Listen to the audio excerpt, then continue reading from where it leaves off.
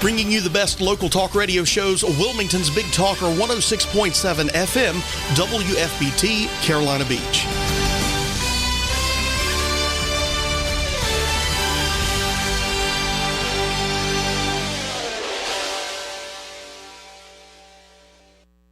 This show is also sponsored by Dr. Tony Maglione.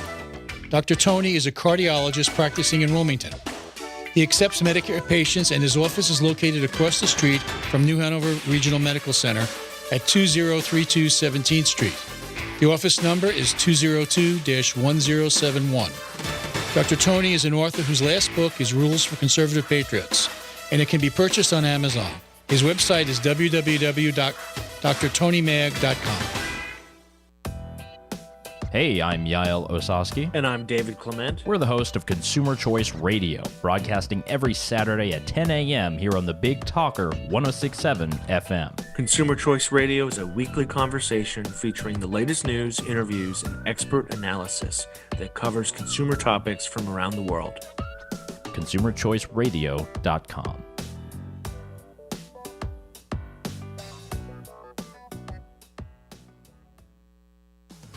Hello, I'm Matt Bennett with WWAY News. A man is accused of setting fire to a home in Ocean Isle Beach last week, and a body was later discovered in the home. 41-year-old Daryl Norton is accused of intentionally setting that fire last Wednesday. The body of Bobby Anderson was found inside. He's also facing numerous drug charges after Brunswick County Sheriff's deputies found meth, cocaine, and items used to distribute drugs in a residence connected to Norton. Norton is being held in the Brunswick County Jail under a $1.57 million bond. The New Hanover County Sheriff's Office has arrested a man for trafficking oxycodone pills. On Thursday, detectives executed search warrants on 2 homes, finding more than 1,000 counterfeit pressed oxycodone pills. Salvatore DeFonte is charged with dozens of felony counts of trafficking and is being held at the New Hanover County Detention Facility under a $10 million secured bond. Authorities have made an arrest after locating the remains of 17-year-old Brittany Drexel, who went missing from Myrtle Beach in 2009. Last week, human remains were found during a search effort in a wooded area. Officials say dental records confirmed the remains belonged to Drexel. According to arrest warrants, Drexel's cause of death was manual strangulation by Raymond Moody on or around the night of April 25, 2009. But the Georgetown County Coroner's Office says it could take weeks for a clearer cause of death to be released. Moody's charges include kidnapping, rape, and murder. And today is primary election day in North Carolina. Polls are open from 6:30 a.m. to 7:30 p.m. Mail-in voting is still allowed in North Carolina, but it won't be as easy as it was in 2020. One major difference is that all mail-in ballots must be postmarked on or before May 17th, and they must be received before 5 p.m. on May 20th. In this primary, candidates of the same party are vying to be their party's representative on the ticket in November. All eyes are on who will replace outgoing Senator Richard Burr. Sherry Beasley will be the nominee for the Democrats, but the GOP primary is up for grabs between 4 candidates. For more on these stories, you can head over to WWAYTV3.com. I'm Matt Bennett. Have a great day.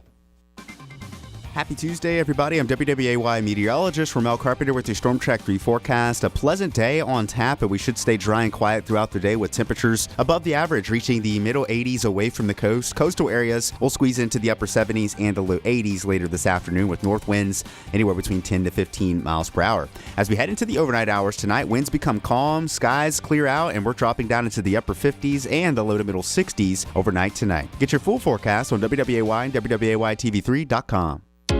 This news and weather is brought to you by 2 Men and a Truck. For your free quote, go to 2menandatruck.com. 2menandatruck.com.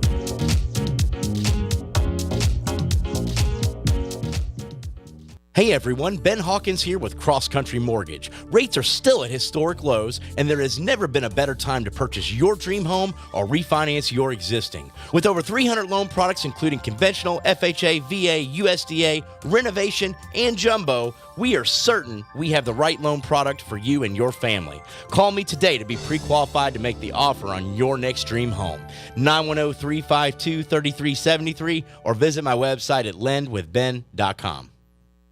Folks, the sad truth of it is most of what we're seeing in the news cycle is just noise, and it's recycled noise at that. Nothing informative, nothing that actually helps us discern the times that we live in. That's why we started doing Heard Tell. Every morning, right here on Big Talker Network, 7 a.m. with a replay at 3 p.m., we talk and discuss the issues of the day, culture, and politics with knowledgeable guests. No yelling, no caterwauling, just grown folk talk about the issues that matter. Join me, Andrew Donaldson, every weekday morning for Heard Tell. Listen to Tom Goolsby on The Chad Adams Show. People with common sense know that the entire theory of socialism is one big lie. The Big Talker 106.7 FM.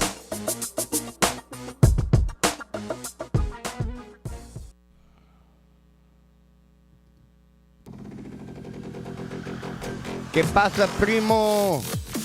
Welcome to the Asylum. If you didn't know, today is primary voting day, the primary election here in North Carolina.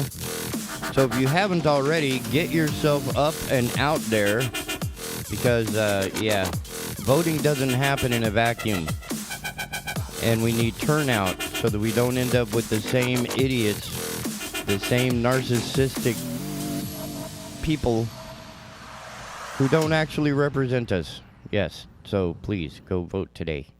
Vote, vote, vote, vote, vote. Today is the day for it. Now, let's see. What else do we have? BigTalker.live. That's right. You are listening to The Asylum, which is your refuge in a world gone mad, right here on the Big Talker Network. The website for which is, that's right, BigTalker.live.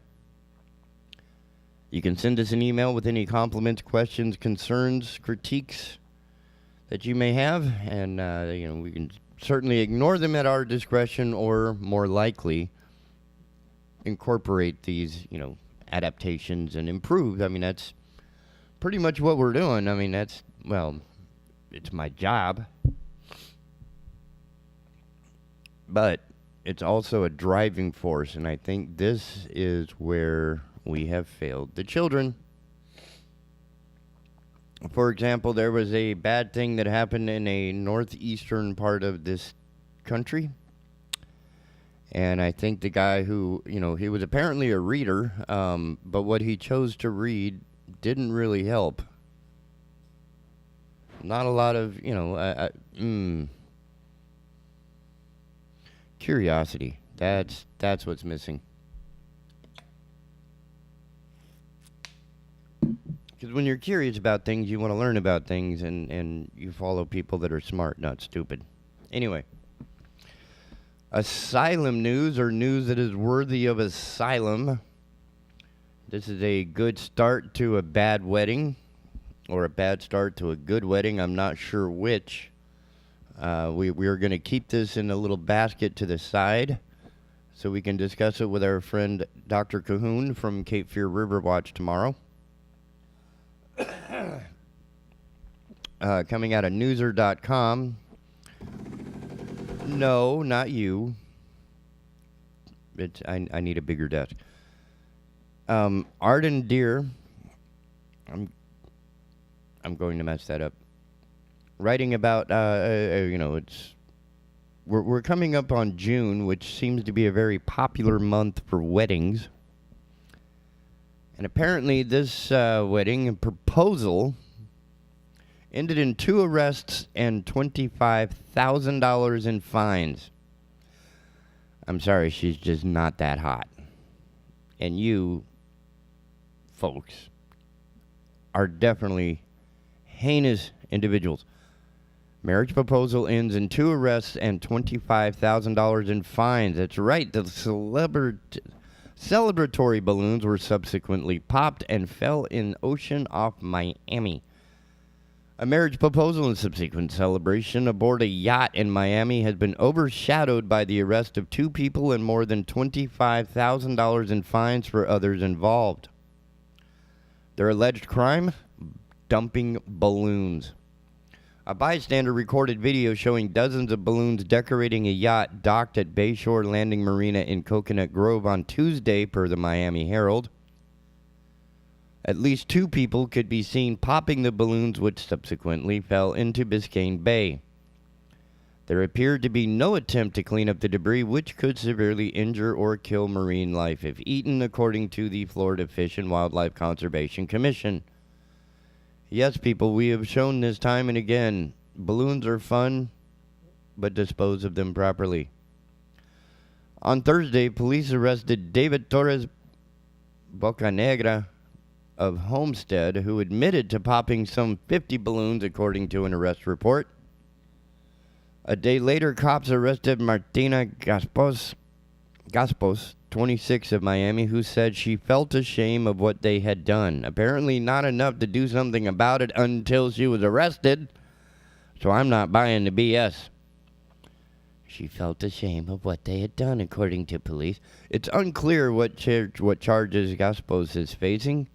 Torres Bocanegra, who posted a $500 bond, faces a felony charge of reckless disregard for the environment, punishable by a fine of up to $10,000 or 60 days in jail per WPLG. 10 people and companies have also been fined more than $25,000 combined. Our marine life depend on us to keep them safe, Miami-Dade Police Interim Director Jorge Perez said Thursday. Event planning business PRC Cloud 9 President Lulia Tishenko and Vice President Vyshegalev Diadira, they're Slavic, I'm ruining those names, were each fined $2,500 for illegal dumping, per the Herald. The company said it was not responsible for disposing of the balloons. Still, quote, we are quote, we are sorry for the situation we were involved in. And we are aware now of the damage it generated to our environment. The company that chartered the yacht, HD2 Yacht Service 3 Maintenance, that's a hell of a company name, and its operator were also fined, along with the event coordinator and the yacht's owner, Tom Rivas. The newly engaged man who arranged the trip appears to have escaped blame. He says he had no idea about the incident until later. The one dude who got away with it. But that's how they, that's I don't know if that's a bad start to a good wedding or a good start to a bad wedding. I'll leave that one up to you. But again, seeing as how we are in the, what's the word I'm looking for? Marriage season. The time of the birds and the bees. We have another story coming out of the New York Post about a wedding celebration that was lit like no other. Written by Ben Costa. Bride and groom set on fire during bizarre wedding stunt. Would you do it? Ah, man. No rice throwing for this couple. Pyromaniac newlyweds literally went out in a blaze of glory after setting themselves on fire to end their wedding ceremony. A video of the nuptial pyrotechnics currently boasts more than 50.2 million viral views online as of Friday afternoon. Their wedding exit makes sparklers look boring, reads the caption to the absolutely lit clip, which was posted Monday by wedding DJ Russ Powell. The lovebirds are Gabe Jessup and Amber. Why must you misspell your name this way? Michelle, why must you misspell your name this way? 42-year-old stunt doubles who work on TV and film sets such as Yellowstone and Hereditary, so they decided to pay homage to their shared careers during the wedding.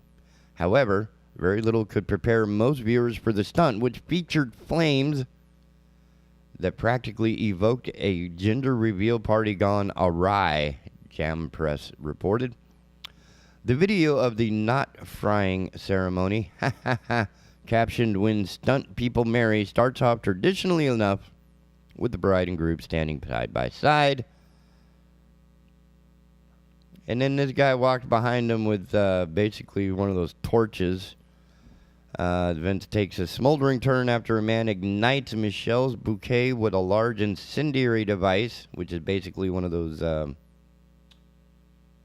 benzomatics, whereupon they go up in blazes, a la Nick Cage and Sam Elliott in Ghost Rider. To me, it looks a little bit more like Hunger Games. Anyway, the twin flames then jogged down the aisle holding hands while guests cheered in the background, seemingly unbothered by the fact that they're both on fire. The fiery footage ends with Jessup and Michelle kneeling as a wedding attendant douses the hot action with a fire extinguisher, which is awesome. I hope they held their breath. That stuff is nasty. The display of burning passion set the comments section alight, with one impressed TikToker exclaiming, "Damn, a full burn to tie the knot."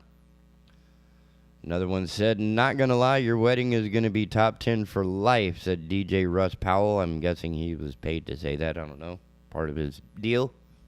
You hire me as DJ and... Anyway. And another remarked, "If my marriage is not going to be this lit, I'm leaving him at the altar." Another one said, "I know that photographer was stressed." Joked about a scenario where the cameraman didn't capture the moment, typing, "Can we have a rerun? I forgot to take the lens cap off." Or in my case, "Oh, wait, where's my memory card?" There we go. I didn't even see this part earlier. Others compared the scene to Jennifer Lawrence's flame-festooned dress from Hunger Games catching fire. However, some concerned commenters wondered if the couple was okay following the fireworks. Well, duh. It's what they do. "So many things could have killed them in this video," said one social media school marm. "Please tell me that their hair was protected," said another. To which DJ Russ Powell, come on now. "They both had anti-burn gel in their hair and face. Then she had a wig on top. They were also reportedly wearing fireproof clothing." Duh. The DJ also posted a disclaimer informing viewers that the newlyweds are trained professionals, as we established at the top of the article, and do not try this at home. But they will. Ain't no stopping that. We are undefeated in our human nature, if I'm not mistaken. That's how that one runs. And it was a lot of fun.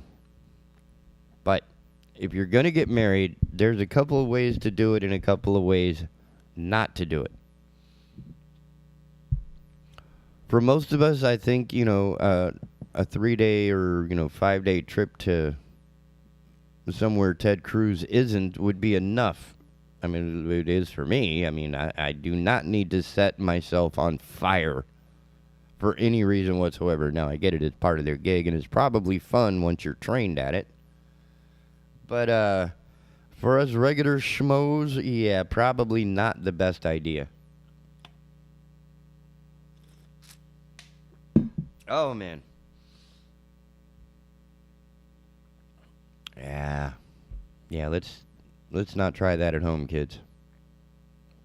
Not at all. And I think this may have partially been covered, but I found this to be absolutely hilarious. Apparently, sexual harassment can now run both ways. That's been interesting, right? Because for the most part, it's always seemed in my experience that it's mostly men harassing women, but that's men. Men are harassing little... coming out of the Independent in UK, calling a man bald is sexual harassment. Employment Tribunal rules. Matt Mathers ruling, coming out of the Independent, ruling made by panel of 3 men who bemoaned their own lack of hair. Okay. At least the people who opine on this are themselves afflicted. However, I do not feel... Oh, okay. I see how that works.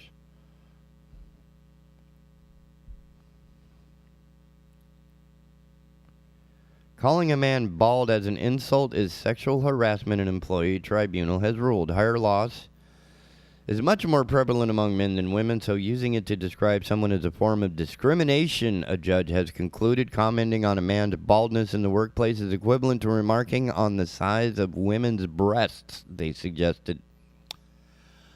Wow, the ruling made by a panel of 3 men who in making their judgment bemoaned their own lack of hair, comes in a case between a veteran electrician and his manufacturing firm employers. Tony Finn, who is now in line for compensation, had worked for the West Yorkshire-based British Bung Company for almost 24 years when he was fired in May of last year. He took them to the tribunal claiming, among other things, that he had been the victim of sex harassment following an incident with factory supervisor Jamie King. Mr. Flynn alleged that during a shop floor row that almost erupted in violence in 2019, Mr. King had referred to him as a bald "see you next Tuesday," which is a far more common term in British slang than it is in our own. The tribunal heard that Mr. Finn was less upset by the Anglo-Saxon language than the comment on his appearance. The allegation resulted in the panel led by Judge Jonathan Brain deliberating on whether remarking on his baldness was simply insulting or actually harassment. We have little doubt that being referred to in this pejorative manner was unwanted conduct as far as Mr. Finn was concerned, the tribunal found. This is strong language, although, as we find industrial language commonplace on this West Yorkshire factory floor, in our judgment, Mr. King crossed the line by making remarks personal to the claimant about his appearance. Mr. Finn had not complained about the use of industrial language, but was particularly affronted at being called bald, the panel said. It is difficult to conclude other than that Mr. King uttered those words with the purpose of violating Mr. Finn's dignity and creating an intimidating, hostile, degrading, humiliating, or offensive environment for him, the judgment found. Of his own admission, Mr. King's intention was to threaten Mr. Finn and to insult them. In our judgment, there's a connection between the word bald and on the one hand and the protected characteristic of sex on the other. The company's lawyer was right to submit that women as well as men may be bald. However, as all three members of the tribunal will vouchsafe, baldness is much more prevalent in men than women. We find it to be inherently related to sex. I think we need to come back to that. That's a quote. That's a quote from that tribunal. We find it to be inherently related to sex. As part of its ruling, the panel raised a previous tribunal case where a man was found to have sexually harassed a woman by remarking on the size of her breasts to rebut the firm's point. It is much more likely that a person on the receiving end of a comment such as that, which was made in that case, would be female, the tribunal said. So, too, it is much more likely that a person on the receiving end of a remark such as that made by Mr. King would be male. Mr. King made the remark with a view to hurting the claimant by commenting on his appearance, which is often found amongst men. The tribunal therefore determines that by referring to the claimant as a bald "see you next Tuesday," Mr. King's conduct was unwanted. It was a violation of the claimant's dignity. It created an intimidating environment for him. It was done for that purpose, and it related to the claimant's sex. Describing the argument with Mr. King, who is 30 years his junior, Mr. Finn told the right tribunal held in Sheffield, South Yorkshire, "I was working on a machine that I had to cover awaiting specialists. I had to cover a machine that I had to cover awaiting specialist repair. The covers were taken off, and it was apparent that Jamie King had done this. When I spoke to him about it, he called me a stupid old bald "see you next Tuesday" and threatened to deck me. Mr. Finn said he had been left fearful for my personal safety." The tribunal heard he then wrote a statement about the incident with his son Robert, who was a police officer on official West Yorkshire police paper. Okay. When this was handed to his bosses at the firm, a family business that makes traditional wooden cask closures for the brewing industry, that at first they believed he had reported the incident as a crime. Mr. Finn told them it was not his intention to make the statement appear like an official police document. However, the firm accused him of trying to intimidate them and fired him for misconduct. Boom. As well as upholding his sex harassment claim, the tribunal ruled the company had dismissed him unfairly because instead of waiting to hear from police after they complained about his son's involvement, as they had promised, they sacked him 2 working days later. Judge Brain, and I guess that's how they spelled it that way twice, Judge Brain, said Mr. Steer and Mr. Taylor are not criminal lawyers. They are not police officers. In our judgment, to the educated but untrained eye, the statement has all the hallmarks of having been made to West Yorkshire police in connection with the investigation of an alleged crime. Mr. Finn Didwood claims of unfair dismissal, wrongful dismissal, being subjected to detriments, and sex harassment. He lost an additional claim for age discrimination after the tribunal ruled that Mr. King had not called him old, but simply a bald. See you next Tuesday. Mr. Finn's compensation will be determined at a later date. However, any payout will be reduced after the tribunal ruled it had contributed to his dismissal through his conduct. That's an underhanded slap, don't you think? And we find it to be inherently related to sex. And the way they unpack that one is just a little weird, right? Now, commenting on the size of a woman's breasts, I can see as being not cool. But if a man's breasts have exceeded the capabilities of his t-shirt, what then? How then to proceed? Because this is not a healthy or sexy look on a person. I'm right? I mean, just, So there's some sexism in there, but it's the fact that the human form can be perverted in any number of ways, either incidentally, inherently, accidentally, or by design. I mean, people ink themselves up all the time. Some of these prisoner guys have gone, they have nothing else. It's not like they're going to be picking up a date at the, Club 54.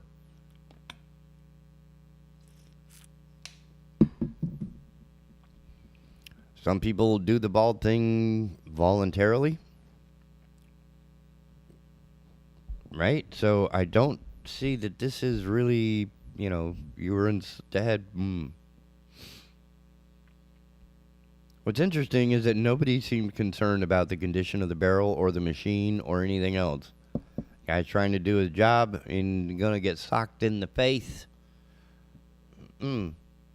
But I bet the guy who was gonna deck him, the guy who was talking all baldy C, he's probably still working away, just having a blast. But now without his coworker, he's gonna have to do more of the work himself, and of course the company being fined and having to pay this cat a lot of money to go away is probably wondering, should we not...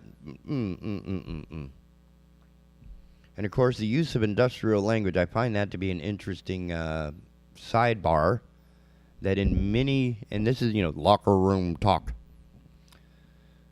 that in a lot of worlds, in a lot of little microcosms, if you will, right? If you're on an oil rig, if you're on a derrick, chances are your conversation is going to be a little less Ivy League and a lot more oily boot, right? And we seem to not understand that those microcosms shift, and you walk through them on a daily basis. For example, the baristas have their own language. I don't want to know it. Same with the people that are pressing tires, right, or manufacturing or stamping out car fenders or whatever the case may be, or in a lawyer office or in a marketing firm or production house. Any number of these are going to have their own language sphere, if you will, right? So the conversations and the subjects of these are going to be wide and varied. So you can't get too upset. People call me long-haired hippie the whole time, and the thing is like, I know who you're talking about. Right? And it does. It gets caught in the door. It gets caught in Velcro. It gets caught in my own shirt.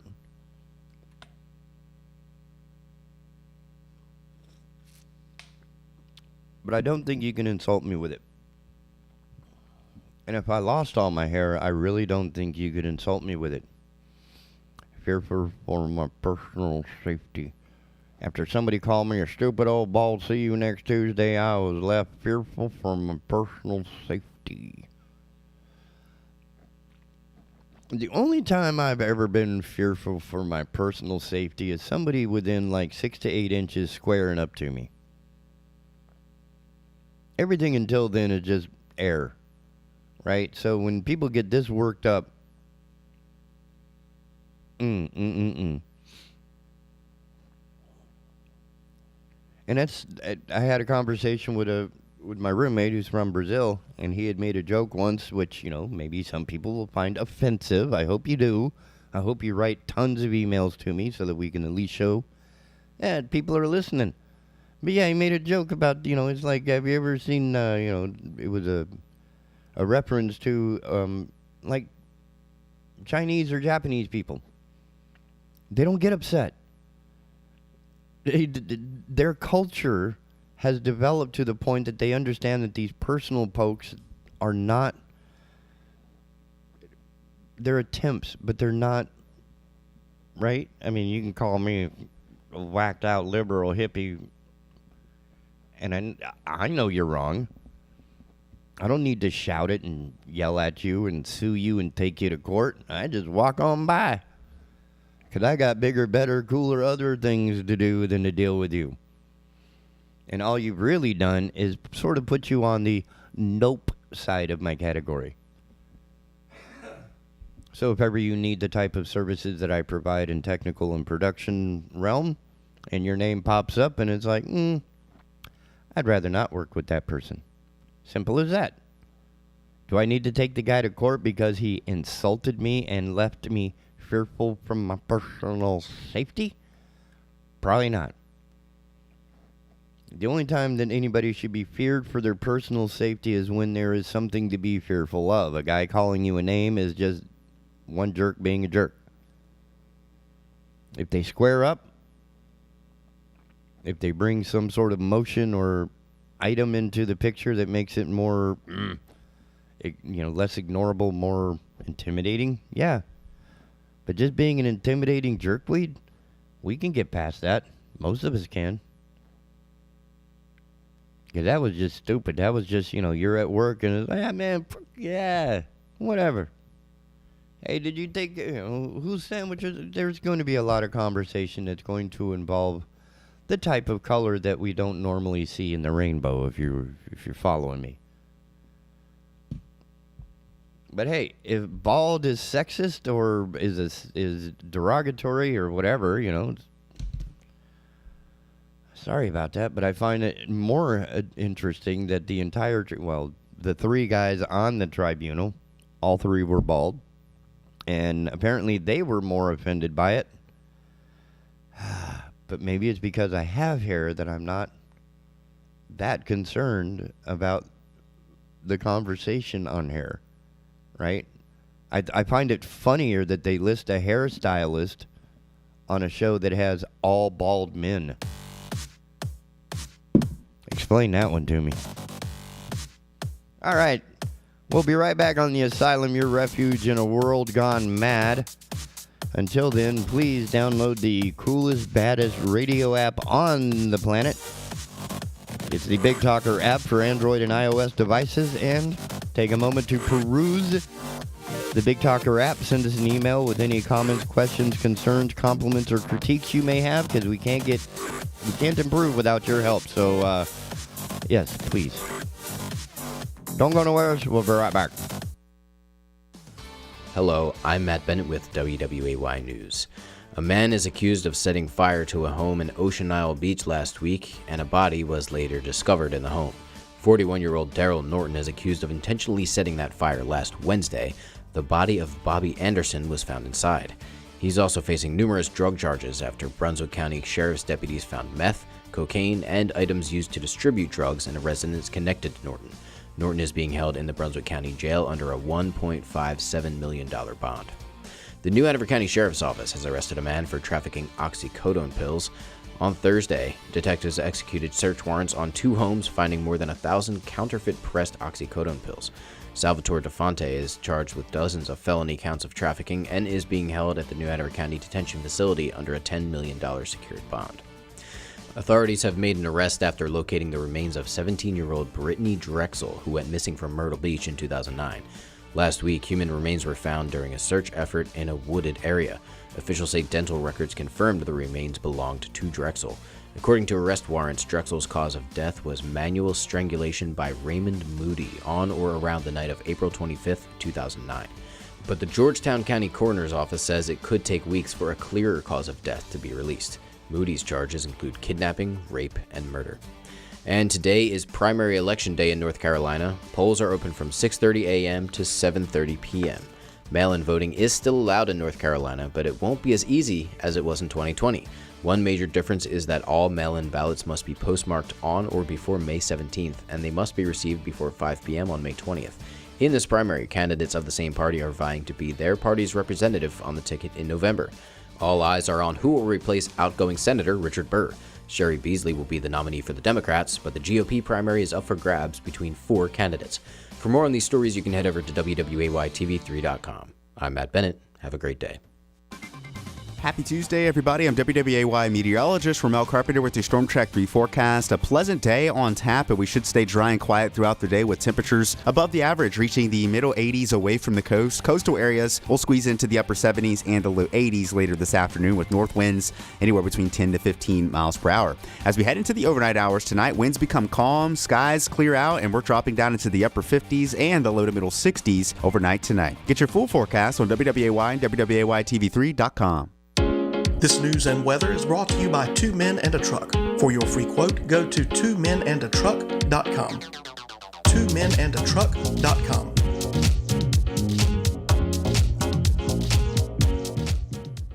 Teachers and parents, the North Carolina Symphony is here to support you as you carry on the education of your children and students. Take your kids on a free virtual field trip to the Symphony with a virtual education concert and companion student book. Go on a virtual journey to learn what makes music music with music by William Grant Still, Beethoven, Brahms, and more. Access the free video and student book with password 1932 at ncsymphony.org/virtual.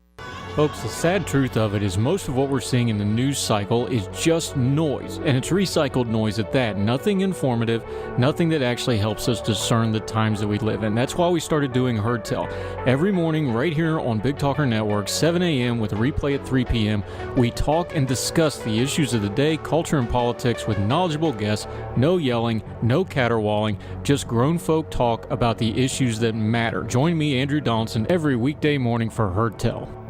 O'Leary's Automotive Repair has multiple locations in the area in Hampstead, Leland, the Myrtle Grove area, Ogden, and Wrightsboro. O'Leary's Automotive Repair, a trusted, locally owned business since 2006.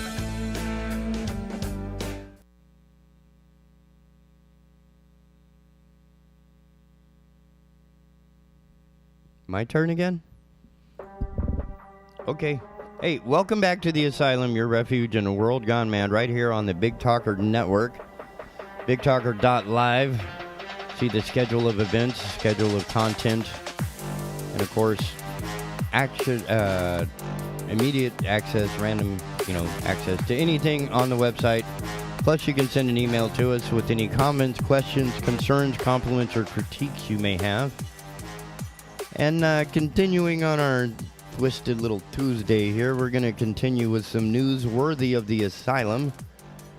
And Asylum listeners that are, probably filled with a bunch of news from other sources that the same recycled stuff. We bring you fresh. We bring you stuff you're not going to get on a normal diet, right? We are the spice in your news delivery system.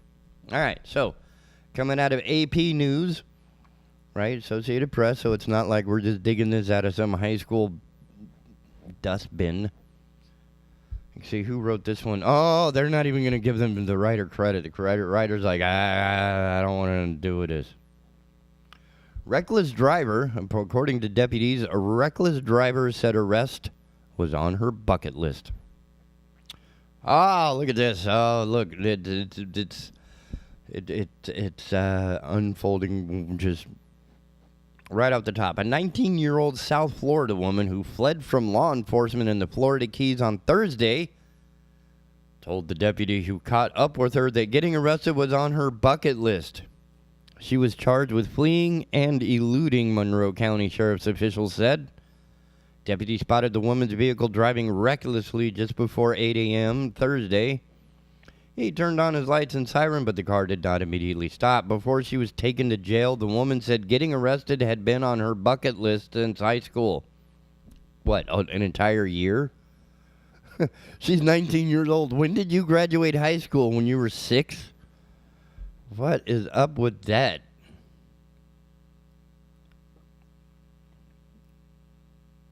Been on her bucket list since high school. When I was in high school, I didn't even have a bucket list. I didn't even want to see a bucket. My dad was like, I'll give you a nickel for every bucket of sticks and twigs and trash you pick up in the yard. I was like, you're out of your damn mind. Dad was not a nice guy. But if that's on your bucket list, well,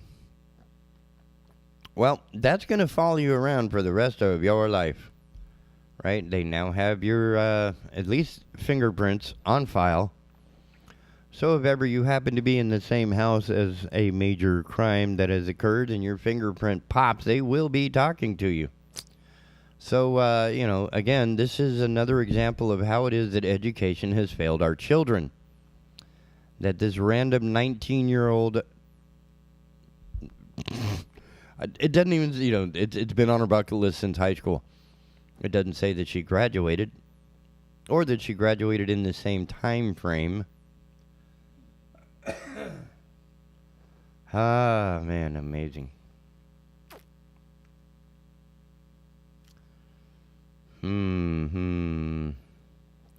Now, this is pretty exciting. This is a Siegel, Dr. Michael Siegel conversation I would like to have, but this is pretty happening, also popping out of AP News. At least this one somebody wants to take credit for. This is by Marcia Dunn. Scientists grow plants in lunar dirt, next stop moon. For the first time, scientists have grown plants in soil from the moon collected by NASA's Apollo astronauts. Researchers had no idea if anything would sprout in the harsh moon dirt and wanted to see if it could be used to grow food by the next generation of lunar explorers. The results stunned them. Holy cow, plants actually grow in lunar stuff. Are you kidding me? Said Robert Furl of the University of Florida's Institute of Food and Agricultural Sciences. Furl and his colleagues planted thale crusts in moon soil. That almost sounds like its own dinner. Yes, this evening we are serving thale crust in moon soil with a slight demi-glaze. Returned by all Apollo 11's Neil Armstrong and Buzz Aldrin and other moonwalkers. The good news, all of the seeds sprouted. The downside was that after the first week, the coarseness and other properties of the lunar soil stressed the small flowering weeds so much that they grew more slowly than seedling plants planted in fake moon dirt from Earth. Most of the moon plants ended up stunted. The results were published Thursday in Communications Biology. The longer the soil was exposed to punishing cosmic radiation and solar wind on the moon, the worse the plants seemed to do. The Apollo 11 samples, exposed to a couple of billion years longer to the elements because of the Sea of Tranquility's older surface, were the least conducive for growth, according to scientists. This is a big step forward to know you can grow plants, said Simon Gilroy, a space plant biologist at the University of Wisconsin-Madison, who had no role in the study. The real next step is to go and do it on the surface of the moon.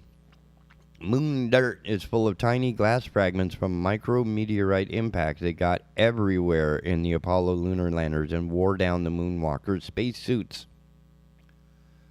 One solution might be to use younger geologic spots on the moon like lava flows for digging up planting soil. The environment also could be tweaked, altering the nutrient mixture or adjusting the artificial lighting.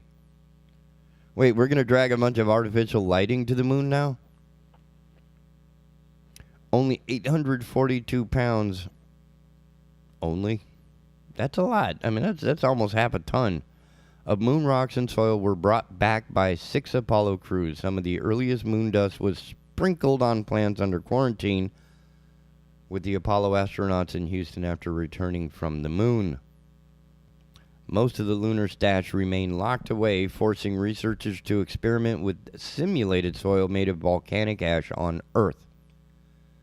NASA finally doled out 12 grams to the University of Florida researchers early last year, and the long-awaited planting took place last May in a lab. NASA said the timing for such an experiment was finally right, with the space agency looking to put astronauts back on the moon in a few years.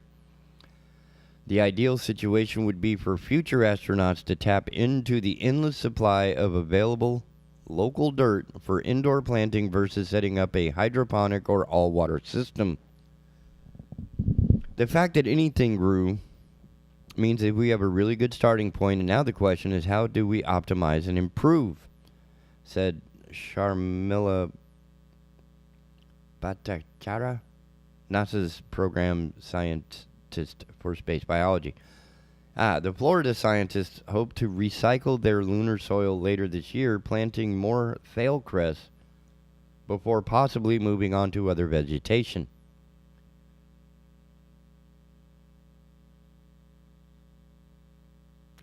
Now, I have questions. I mean, that's a tiny little bit. What was that, 12 grams they came up off of? Where'd it go?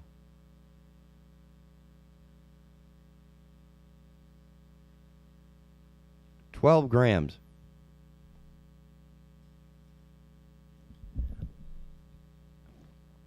I don't think that that's really enough to judge what it's going to do. And I think there's another contaminant that they're not taking in, because the moment you unseal that thing in atmosphere, everything that's in our atmosphere is now interacting with that lunar soil. So, it's quite possible that, one of these guys breathing, or maybe somebody had some Taco Bell and let loose an air biscuit, could certainly affect the ability of these plants to respond to their new environment. Other things that are going to be, possibly mentioned or secured, I need somebody smart to read that paper, is that they're going to pack all the nutrients and stuff into whatever it is, because they're not getting the nutrients out of the soil. There's no nutrients on the moon. So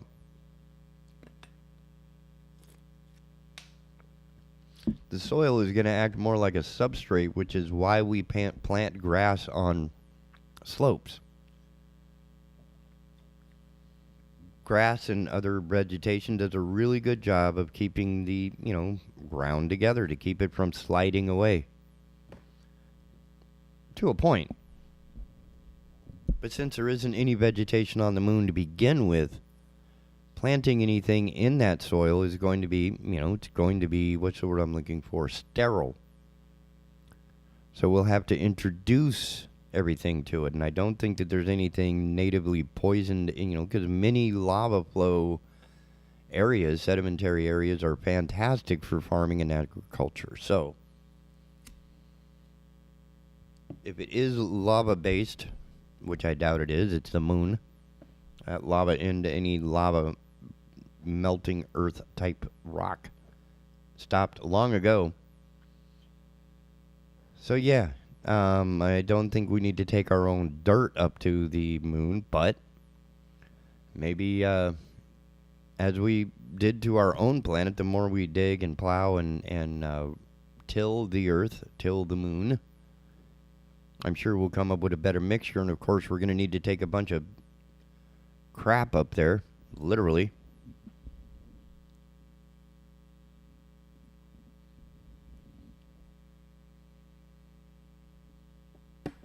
So I think once they take a bunch of the fertilizer and till it into the earth, the sharpness that they're worried about in these, because they're referring to the space rock as being really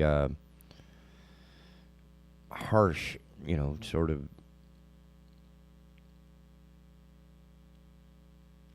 the coarseness and whatever. I'm trying to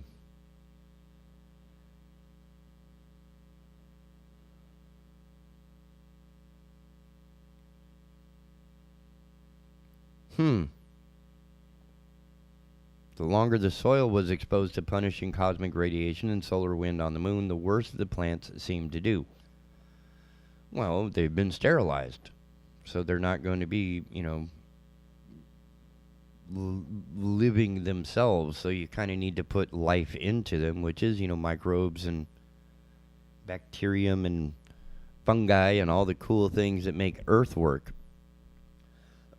But unlike the moon, the Earth is protected by an atmosphere. There is not much atmosphere on the moon, so I'm not sure. That'd be a question for the smart guys. Now, I get it. Our oxygen is generated, for the most part, by the transpiration. Yes, that's a term that happens in the photosynthesis process. So, photosynthesis process in green plants. Green being a unique color, and I'll let somebody else unpack that, but I always find it to be a fascinating story that I do not tell myself very well. I do not myself tell very well. But the idea being that the oxygen generated may create an atmosphere on the moon. Whether it stays with the moon or just boils away out into the atmosphere has yet to be seen. That's the other thing. What happens when you pour out a glass of water on the moon? How long will it remain water? Because under that tremendous difference in pressure, water tends to rip itself apart or boil away. Which is why humans don't do so good outside of our nifty pressurized atmosphere right here on planet Rock. So, it's good to know that we can grow in sterile dust minutely. But a lot of the rest of it doesn't make sense. I mean, you're still going to have to be in a sealed environment so your water doesn't boil away. So how much planting you can do is going to be determined by how much sealed environment you can control. And if you're going to do that, you might as well just ship up some, you know, Miracle-Gro topsoil and just till that into your little situation. So it doesn't have to be 100% hydroponic. You're going to have, you know, a bed of mud that should be a mixture just like it is in any farm. You plant tomatoes, you're not planting it in the dirt. You're going to plant it in soil. I mean, that's why we have these different words for the same thing. I mean, dirt and soil. Soil has a bit more life to it than dirt does. And if you're talking moon dust and moon rock, you know, that's, again, sterilized. That stuff's been nuclearated and radiated for centuries, for millennia. It's not going to want to harbor life naturally. We have to introduce those impurities. We call them impurities. I do, because that's what they are. I mean, again, the moon is pretty much sterile, that anything we introduce to it is going to be foreign, much like the trash we've already left up there. Right? We got a bunch of busted RCs. We just take all our cool tech and shoot it to the moon and just let it die and rot there. So it'll be interesting to see how that plays out. But, you know, the discovery that we can, you know, I'm not as in awe of that discovery as these folk would want me to be. Only because I have a little bit of, I don't know, skepticism when it comes to things like this. I mean, I sort of look around me, and as they pointed out, how the Earth soil differs from moon rock. And again, out of nearly half a ton of stuff you brought back, planting a bunch of cress. What was it called?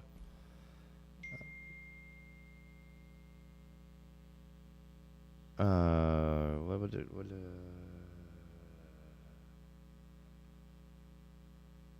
Thale cress. 12 grams and a couple of thale cress seeds really doesn't explain it to me. The seed is going to sprout.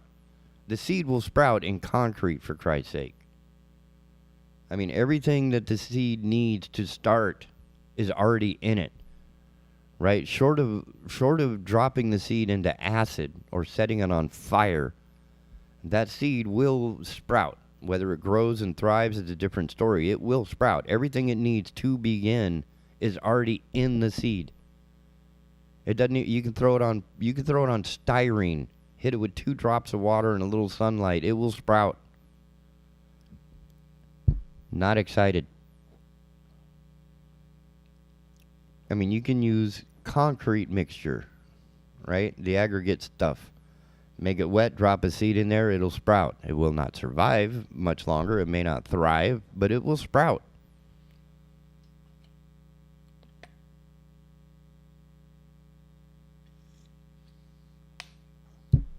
Of course, all the seeds sprouted. That's what they do. Now, again, let's extrapolate this. You're trying to make a salad out of shale cress. You're not, or thale cress, sorry. You're not going to do it 8 grams at a time, right? How much did they come up off of?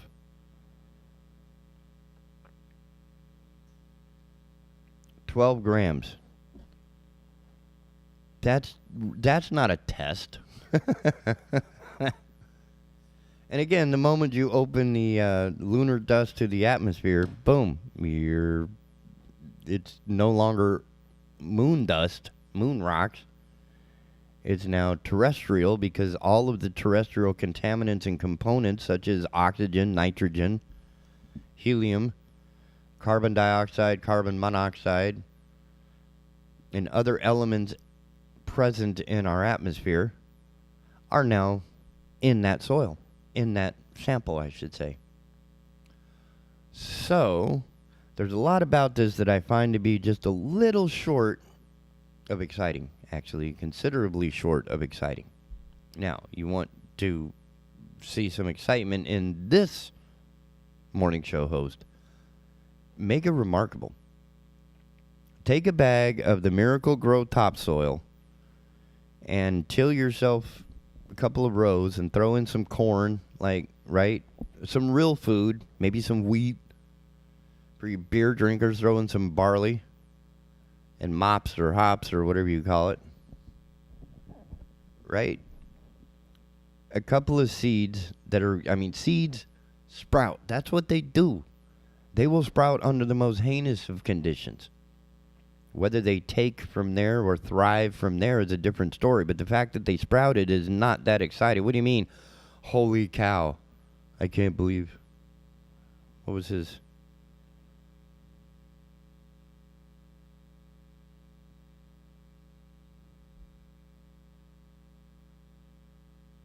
Holy cow, plants actually grow in lunar stuff. Are you kidding me? They aren't growing yet, dude. They only sprouted. Relax. Until you can make an entire salad out of it, right? And that's just one little salad. I'm not even saying like feeding 100 people that it would take to, keep a colony on the moon or so, 50 people, whatever, right? We're doing 5 or 6 on the ISS now and again, so feeding 5 or 6 people every day. You're not going to do it with thale cress in 12 grams. Right? You're going to have to come up with a slightly more realistic test or experiment or whatever you want to call it. And the first thing we should do is take like a couple of gallons of water to the moon and pour it out and see what happens. If it remains as water, soaks into the earth, soaks into the moon, maybe you can start a garden without having to build an entirely enclosed and artificially atmospherized environment. Because even if the groundbreaking, get it? Groundbreaking thing is that you can sprout a seed in this stuff. We already showed that it was stunted, but I don't think that's due to the coarseness. I think it's due to the fact that it had used up all of its, I'm trying to think of, I think the term is endosperm, the material that the seed actually contains to get the plant started. After that, it's trying to pull nutrients out of its environment. If there are no nutrients in the 12 grams of sterilized moon dust, the plant is going to die shortly after it exhausts all of the energy that it had within it. All of the nutrients and whatever else is in there to make the seed sprout. It's after that that it gets a little crazy. So don't start with me yet.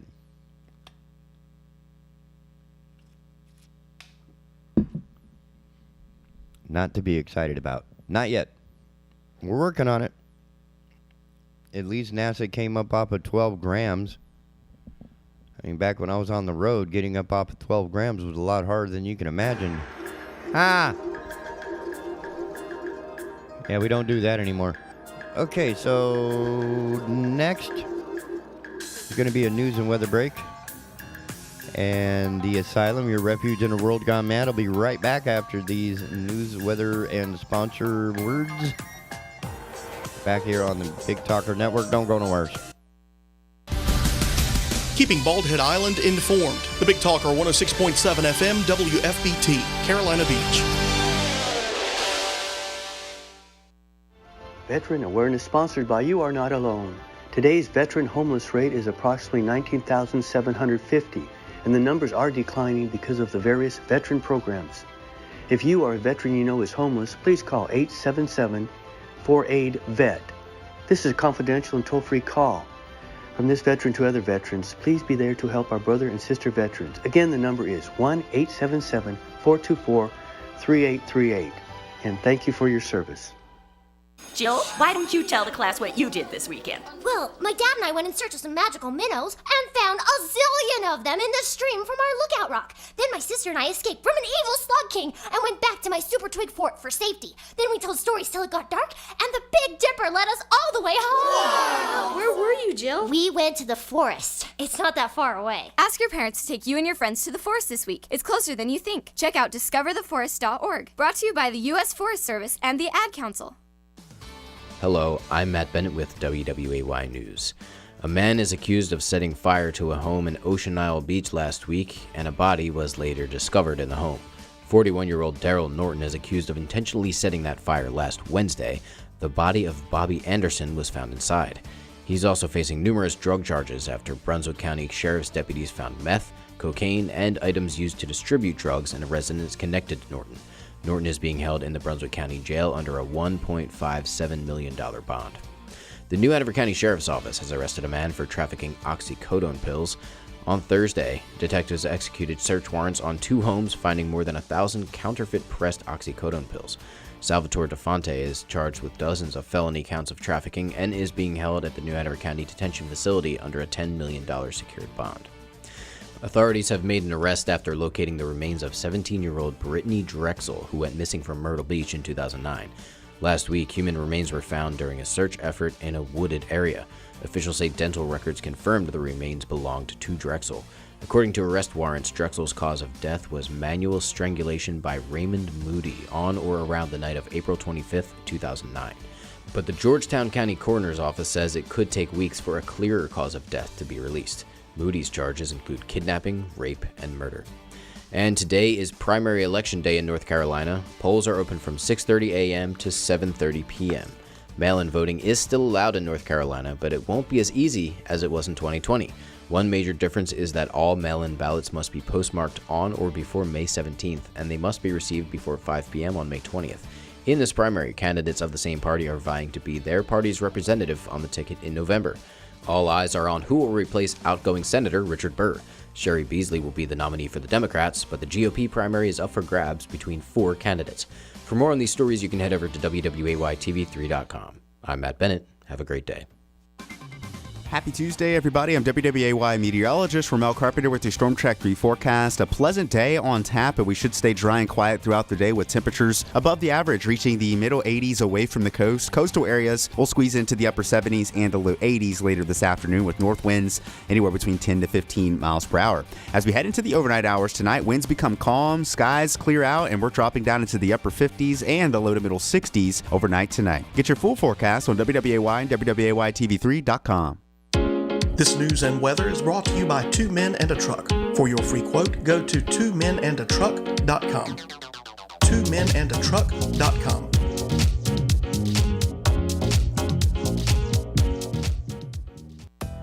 Government has become too big, too overtaxing, and is constantly overregulating every aspect of your life. If you agree with that, tune into Consumer Choice Radio every Saturday at 10 a.m. here on the Big Talker 106.7 FM.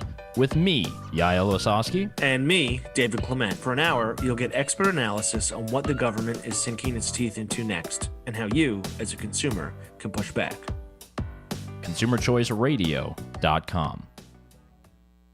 I'm a medical assistant. I'm the first person you see at the doctor's office. I love what I do. I never have the same day twice, and my job is stable, flexible, and important. And I have options. Medical assistants are in demand. I can work in a variety of healthcare settings, including specialty physicians' offices, hospitals, and in any healthcare facility. I'm a role model for my kids and a trusted healthcare professional at work. I got my start at CFCC, and you can too. Visit cfcc.edu/medical assisting and get started today.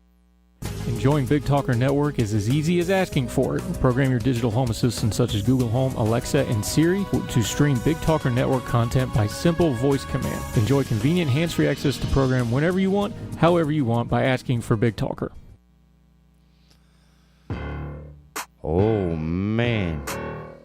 Welcome back to the Asylum, your refuge in a world gone mad, right here on the Big Talker Network. If you would, please review or peruse the Big Talker website.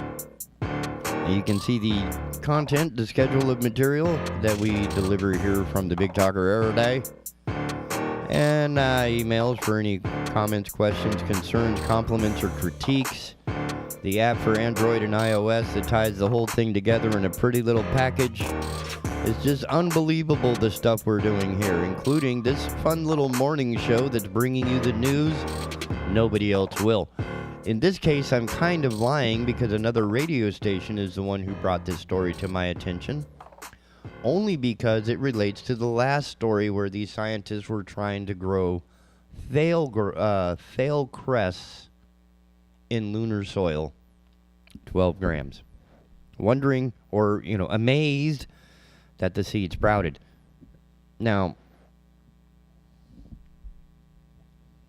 coming out of K-Love, 98.7, I know not which city, and I don't care at the moment because it's just too funny. Nobody even put their name on it, which makes it even funnier. All right, so, government urges citizens, I'm going to read this slowly so y'all can absorb this.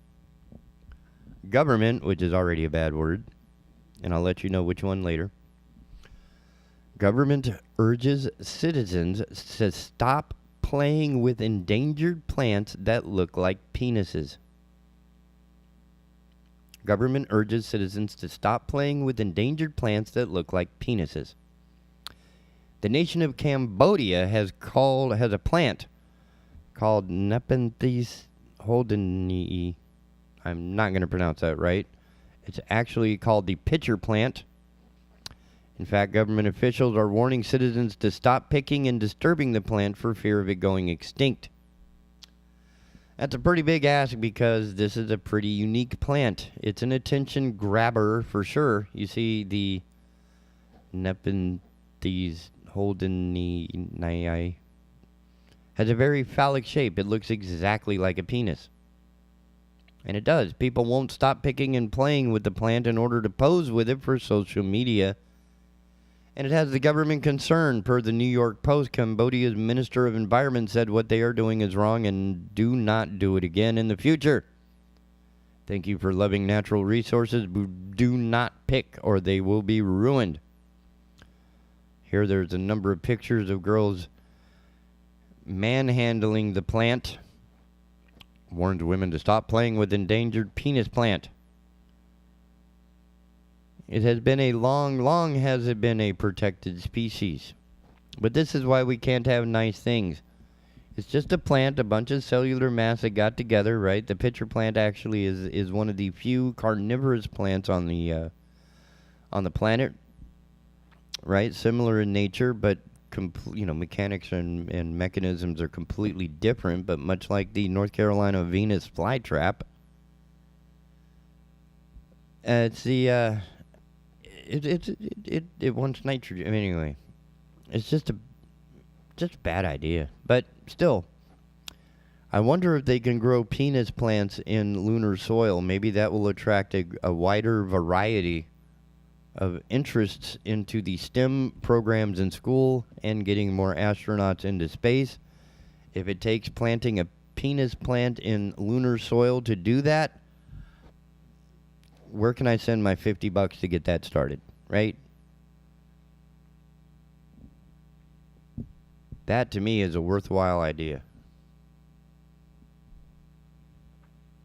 But please, yes, if you see a penis plant, leave it be. It's happy right where it was.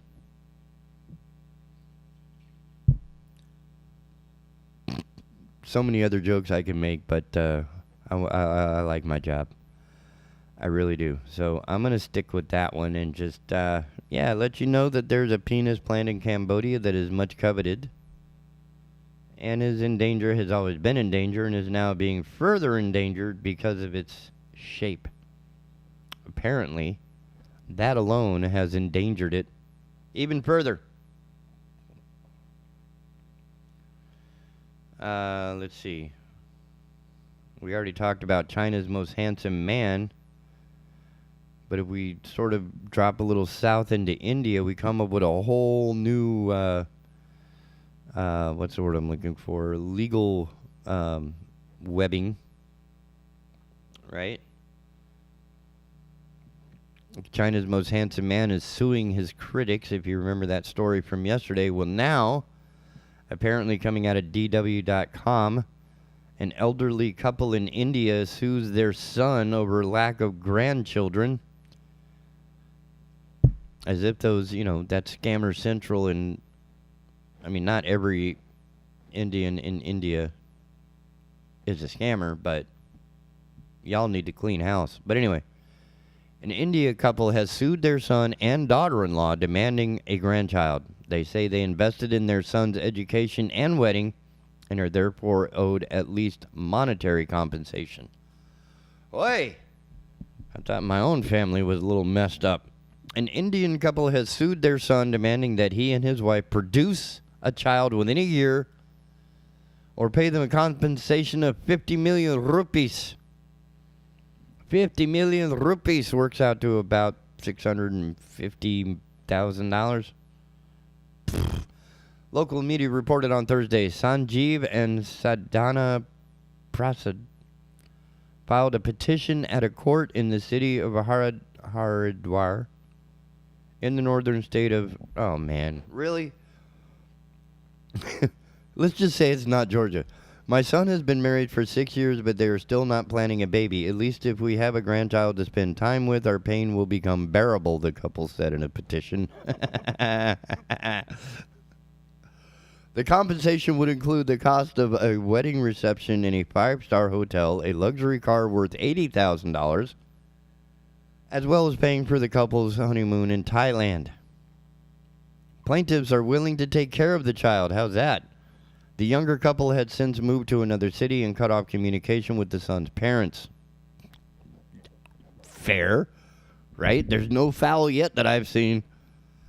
My son and daughter-in-law are living in 2 separate cities because of their jobs, causing us immense pain. We treated our daughter-in-law like our own daughter. Despite that, she seldom stays with us, adding to our sufferings, the couple told the Times of India newspaper. They added that they were willing to take care of the child's upbringing if the daughter-in-law did not have time due to her professional commitments. However, the parents call in debts. The petition also mentioned that the couple had paid for their son's training as a pilot and had taken a loan to build a home. We're troubled financially and personally. We have demanded 25 million rupees each from both my son and daughter-in-law in our petition, they told Indian news agency ANI. The elderly couple's lawyer, and this guy, preempted it just for me. He just shortened his name to A.K. Srivastava. He told ANI that the case portrays the truth of society. We invest in our children. We make them capable of working in good firms. Children owe their parents basic financial care. The case will be heard in the court on May 17. Subtitled, Times Changing in India. In a traditional Indian family structure, it is common for married sons to stay with their parents, who often contribute to the upbringing of children. Women who marry into such households are often expected to look after the household and take care of child-rearing duties. However, in more recent times, more and more couples are choosing to live in a nuclear family setup where both partners earn an income. Many young couples are also choosing not to have children. Fair. Because if you look at your own parents and then you kind of go, wait a minute, would I really be the best environment in which to bring in a new sentient life form? Probably not. At least not in that case. I mean, if they're both busy professionals and trying to earn a living and not collapse in the middle of the society and whatever else, yeah. But I tell you what, if I was a pilot and had the kind of, I would be like, look, I'm going to make payments. Right? Just to get you off my back and not ever have to deal with you again, I'll just make payments.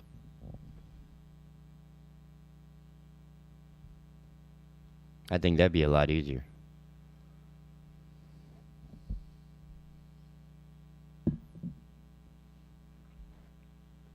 But that's asylum-worthy news right there, ladies and gentlemen. You are not going to get these stories anywhere else. I promise you that. At least not here in North Carolina. Everybody else is talking about what's happening today. Apparently it's some sort of vote for your favorite person day, like a popularity contest. What do they call it? The entertainment division of the military-industrial complex, right? I personally put more stock in the lunar eclipse. That was absolutely stunning to watch. I was very much excited and in awe of the mechanics of our heavenly bodies swirling around. Oh, more plant information by Mike Householder coming out of AP News. I like this idea. So one of the nerd things I like to do is watch a lot of infrastructure videos, right? You know, how water tanks work, water towers, and electrical subdivisions, and things that are bigger than that which I work on. And one of them, a couple of the towns have come to a point in their water crisis that trying to provide potable water for watering lawns and things just didn't make sense.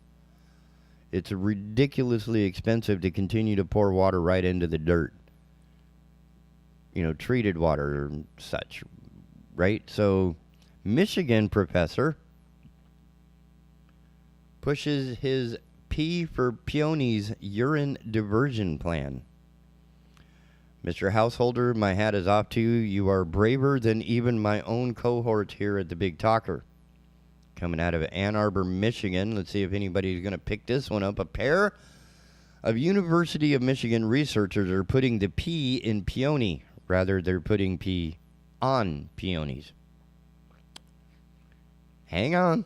Environmental engineering professors Nancy Love and Krista Wigginton are regular visitors to the Ann Arbor School's Nicholas Arboretum, where they have been applying urine-based fertilizer to the heirloom peony beds ahead of the flower's annual spring bloom.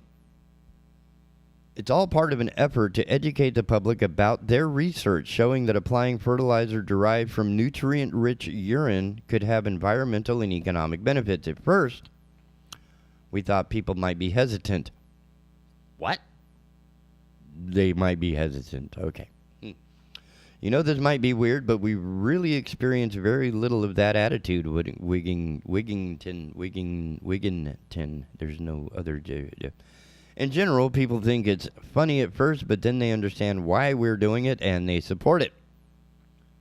Love is co-author of a study published in the Environmental Science and Technology Journal that found urine diversion and recycling led to significant reductions in greenhouse gas emissions and energy. Urine contains essential nutrients such as nitrogen, potassium, and phosphorus and has been used as a crop fertilizer for thousands of years. Love said collecting human urine and using it to create renewable fertilizers as part of what she calls the circular economy of nutrients will lead to greater environmental sustainability. Think of it not so much as recycling, but pea-cycling, Wigginton said. We are looking for terms that would catch on but get the idea across, and pea-cycling seems to be the one that stuck. Oh, here we go. Numbers and money. As part of a $3 million grant from the National Science Foundation awarded in 2016, Love and Wigginton have not only been testing advanced urine treatment methods, but also investigating people's attitudes about the use of urine-derived fertilizers. That is what brought them to the much-loved Campus Peony Garden, which contains more than 270 historic cultivated varieties from the 19th and early 20th centuries representing American, Canadian, and European peonies of the era. The garden holds nearly 800 peonies filled and up to 10,000 flowers at peak bloom. Man, that's got to be insane. Love and Wigginton plan to spend weekends in May and June chatting up visitors. One important lesson they learned is about the precision of language. We have used the term pea on the peonies, and then it grabs people's attention, and then we can talk to them about nutrient flows, and nutrient efficiency in our communities and how to be more sustainable, Love said. Turns out some of the people thought that was permission to drop their drawers and pee on the peonies. So this year, we're going to use pea for the peonies and hope we don't have that confusion. Sorry, if the same species of hominids are doing what they do to the penis plants, there is no hope of people not dropping trow and peeing on peonies. The urine-derived fertilizer the researchers are using these days originated in Vermont, of all places. But if all goes according to plan, they'll be doling out some locally sourced fertilizer next year.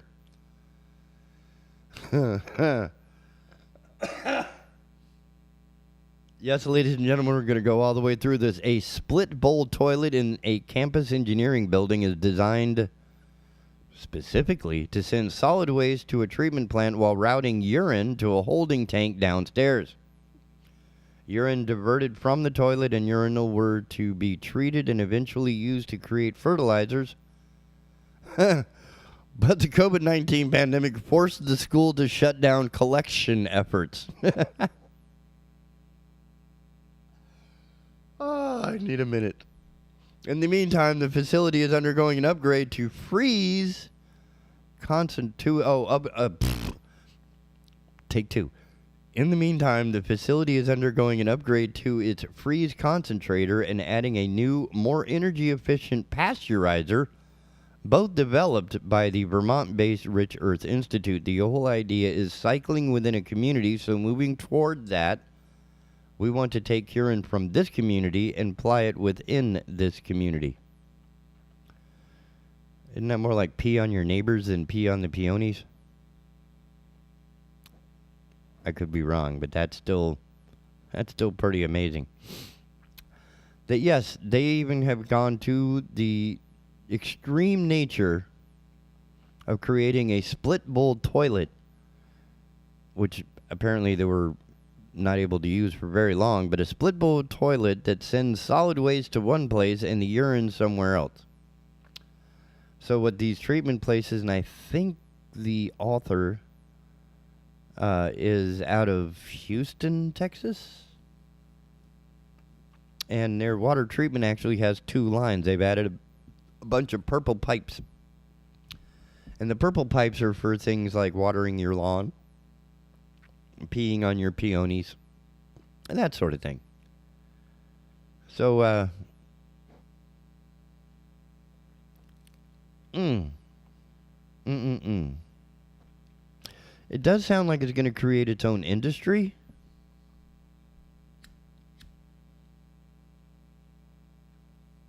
But part of me worries that, the people that are going to be doing this job are not going to be the best trained, most skilled folk in the workforce.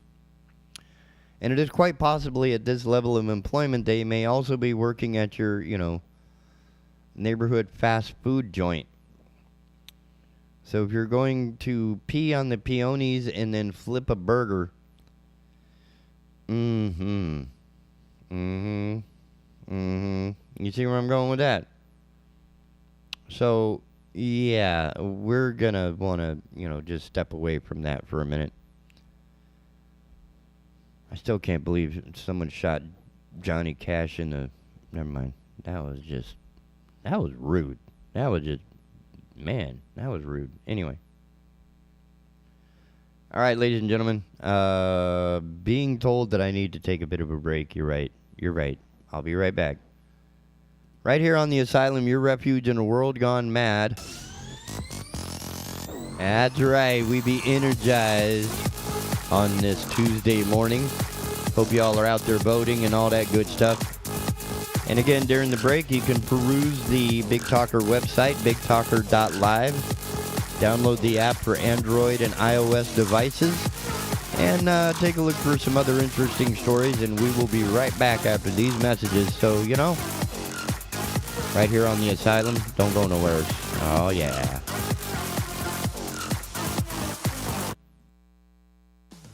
Hello, I'm Matt Bennett with WWAY News. A man is accused of setting fire to a home in Ocean Isle Beach last week, and a body was later discovered in the home. 41-year-old Daryl Norton is accused of intentionally setting that fire last Wednesday. The body of Bobby Anderson was found inside. He's also facing numerous drug charges after Brunswick County Sheriff's deputies found meth, cocaine, and items used to distribute drugs in a residence connected to Norton. Norton is being held in the Brunswick County Jail under a $1.57 million bond. The New Hanover County Sheriff's Office has arrested a man for trafficking oxycodone pills. On Thursday, detectives executed search warrants on 2 homes, finding more than 1,000 counterfeit pressed oxycodone pills. Salvatore DeFonte is charged with dozens of felony counts of trafficking and is being held at the New Hanover County Detention Facility under a $10 million secured bond. Authorities have made an arrest after locating the remains of 17-year-old Brittany Drexel, who went missing from Myrtle Beach in 2009. Last week, human remains were found during a search effort in a wooded area. Officials say dental records confirmed the remains belonged to Drexel. According to arrest warrants, Drexel's cause of death was manual strangulation by Raymond Moody on or around the night of April 25, 2009. But the Georgetown County Coroner's Office says it could take weeks for a clearer cause of death to be released. Moody's charges include kidnapping, rape, and murder. And today is primary election day in North Carolina. Polls are open from 6:30 a.m. to 7:30 p.m. Mail-in voting is still allowed in North Carolina, but it won't be as easy as it was in 2020. One major difference is that all mail-in ballots must be postmarked on or before May 17th, and they must be received before 5 p.m. on May 20th. In this primary, candidates of the same party are vying to be their party's representative on the ticket in November. All eyes are on who will replace outgoing Senator Richard Burr. Sherry Beasley will be the nominee for the Democrats, but the GOP primary is up for grabs between 4 candidates. For more on these stories, you can head over to WWAYTV3.com. I'm Matt Bennett, Have a great day. Happy Tuesday, everybody. I'm WWAY meteorologist Ramel Carpenter with your Storm Track 3 forecast. A pleasant day on tap, and we should stay dry and quiet throughout the day with temperatures above the average, reaching the middle 80s away from the coast. Coastal areas will squeeze into the upper 70s and the low 80s later this afternoon with north winds anywhere between 10 to 15 miles per hour. As we head into the overnight hours tonight, winds become calm, skies clear out, and we're dropping down into the upper 50s and the low to middle 60s overnight tonight. Get your full forecast on WWAY and WWAYTV3.com. This news and weather is brought to you by Two Men and a Truck. For your free quote, go to twomenandatruck.com. twomenandatruck.com.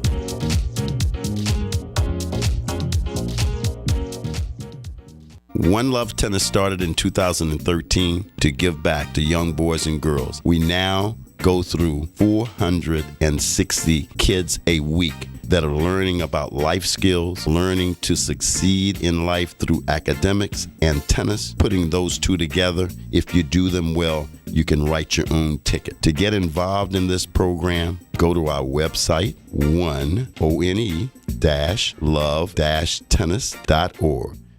Folks, the sad truth of it is most of what we're seeing in the news cycle is just noise, and it's recycled noise at that. Nothing informative, nothing that actually helps us discern the times that we live in. That's why we started doing Heard Tell.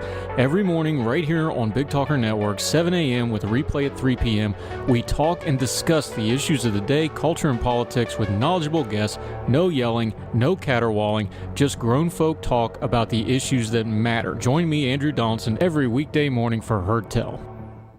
Enjoying Big Talker Network is as easy as asking for it. Program your digital home assistants such as Google Home, Alexa, and Siri to stream Big Talker Network content by simple voice command. Enjoy convenient hands-free access to the program whenever you want, however you want, by asking for Big Talker.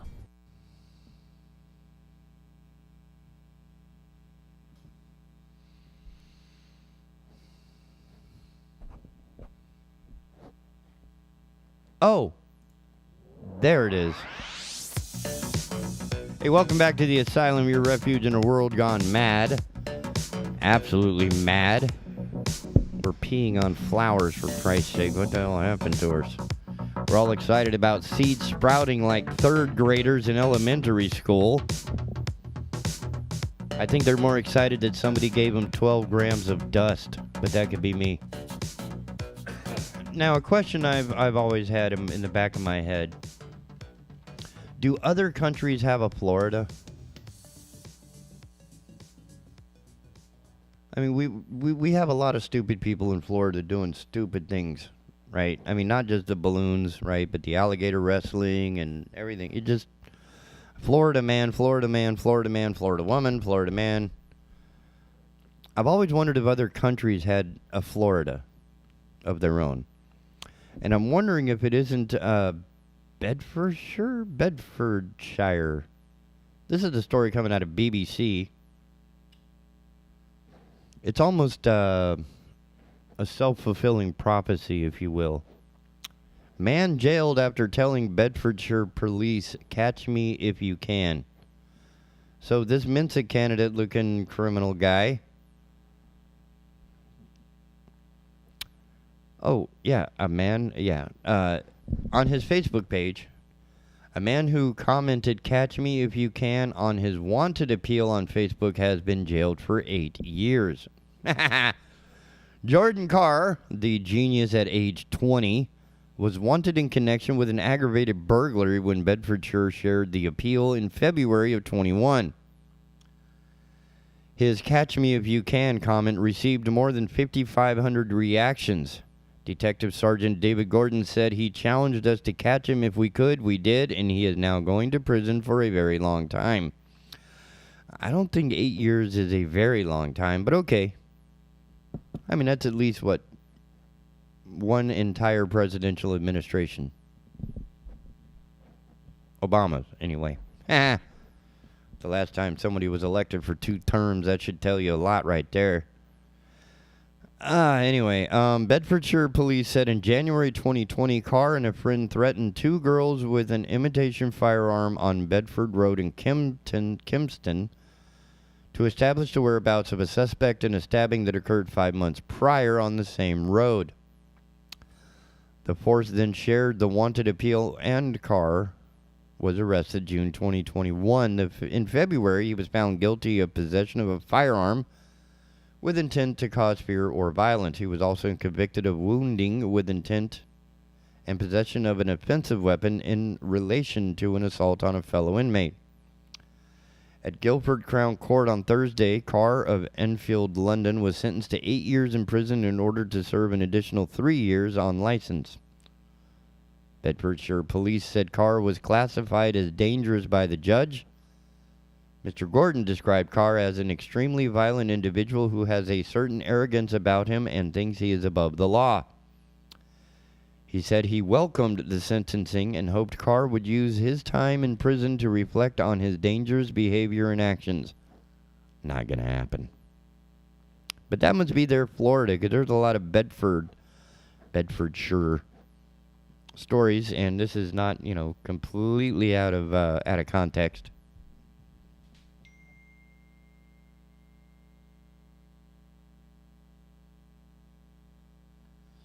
Huh. Well, that's a crazy one. So, Catch Me If You Can. The guy tried to do that in a movie. Yeah, that didn't work out so well. This guy tried it again. Didn't work out so well. Obviously, this is a trend that people just aren't paying attention to what's going on around them and seem to think that they can make things up on their own as they go along. Not a good look. Let's see. Oh, well, I think this will probably be our last story because I don't think anybody's going to join me this morning. Apparently the penis plant story was enough to send a number of people running, which, I guess. I don't know. Very few people are as brave as I in relating news and current events. Everybody wants to go with the safe stories of, death and war and destruction and corruption and all the other nasty things that make up what is the Americas that we know of today. I, on the other hand, prefer to go in a slightly different direction. Again, coming out of the New York Post, Brooke Cato. I'm guessing this is a personal interest story. 1 in 4 delivery drivers admit to hooking up in their trucks, a survey finds. They give the full package deal. Yes, a new survey discovered shocking and racy details about the lives of couriers, including that 1 in 4 delivery drivers have hooked up with someone while on the job. Conducted by Circuit, a route planning app for drivers, the survey polled 564 drivers, a group comprised of 69% food delivery drivers and 31% other couriers. Interacting inappropriately with a customer was one of the most common indiscretions reported, the findings read, with 27% of drivers participating in less than professional communications and 25% revealing they hooked up with someone while working. While it seems too wild to be true, a Florida man was fired as an Amazon delivery driver last October after a woman was caught slinking out of his van on camera. One DoorDash driver, who was later fired, even held a food order hostage from a customer because he wanted sexual favors in return. Help me out a little sexually and I'll deliver the food, the driver supposedly messaged the woman, who took to social media to out his behavior. If not, I'm going to have to cancel. Further indiscretions the survey found included urinating around customers' homes, about 9% of the respondents, and eating food deliveries, which accounted for a whopping 80% of those questions. Such tampering with food is, in fact, against many delivery services rules, but it clearly doesn't stop the drivers intentionally damaging packages. Stealing packages and opening and resealing packages were also reported at 23%, 17%, 17%, respectively. This is the survey, by the way. Drivers who participated also admitted to passing judgment on customers for orders. Specifically, 78% of couriers judge people's orders, recalling the most bewildering ones, including sexual lubricant, 20 orders of fries, and a 12-foot Christmas tree in March. But the job isn't all bad. 42% of respondents said their customers use them for TikTok trends, like making them dance in front of their porch cameras. One lady here is even posting, I asked my Amazon driver to do a dance before he delivers my package. Yet drivers still dislike their customers at times. Okay, customer. Legit. Reasons they listed included tipping poorly, dogs barking at them, rude neighbors, difficult to find addresses, or people who are overly friendly. Some recounted terrifying experiences being chased by dogs or customers flashing them. The recipient thought I was a robber and set their pit bull on me, one 27-year-old courier told the circuit. I had to hide in my car while they screamed at me and threatened me with a gun until they noticed me holding their package in the window. Another 36-year-old food delivery driver described a time when the house was hard to find, and when they did find it, they were met with a less than ideal surprise. When I got to the customer, he was super weird while dressed in an animal costume with an exposed private area, that driver reported to Circuit. The key takeaway from the findings, according to Circuit, is to always treat the delivery drivers right. Delivery drivers experience many kinds of things while doing their duties, from strange deliveries to even stranger customers, Circuit said. While delivery drivers are likely to be good-natured, it is best to leave them out of your pranks or TikToks. They don't have to dance for your doorbell if they don't want to. Amen. And this is one of the reasons why I am not a food delivery courier in my part-time gig, besides playing with penis plants. I'm kidding. It would be the fact that it would be impossible. Like 20 orders of fries, I'm sorry, I'm going to eat one. Because that smell is just, right? There's no way you can hang out in a car filled with the smell of fresh French fries and not be tempted. Now, I might even go so far as to be a little proactive and maybe order an extra set of fries just for me. But not everybody is, is as forward thinking as I am. Which is unfortunate, because if we were, we would not be in the situation we are right now. Across the globe.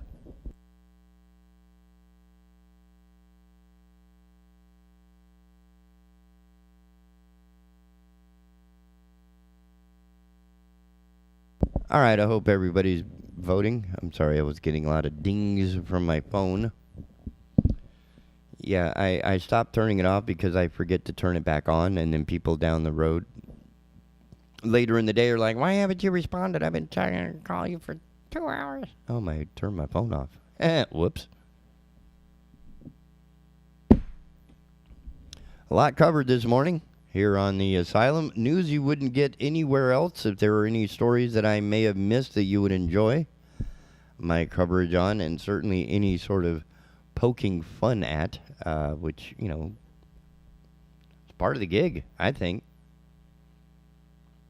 But I really don't think that, maybe it's the uniform, right?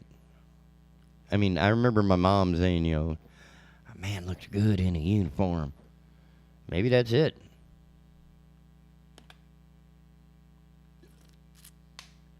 I mean, I could be wrong. It's not something I could do.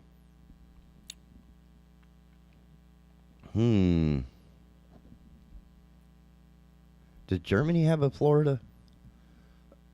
Germany's really small. A lot of these countries are really small. But anyway, this one's so crazy they didn't even put a name on it. This is coming out of the Associated Take two.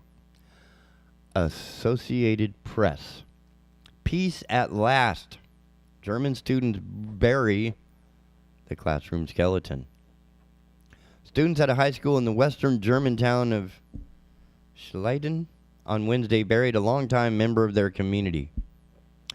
A classroom skeleton that had served as an educational specimen for generations of pupils.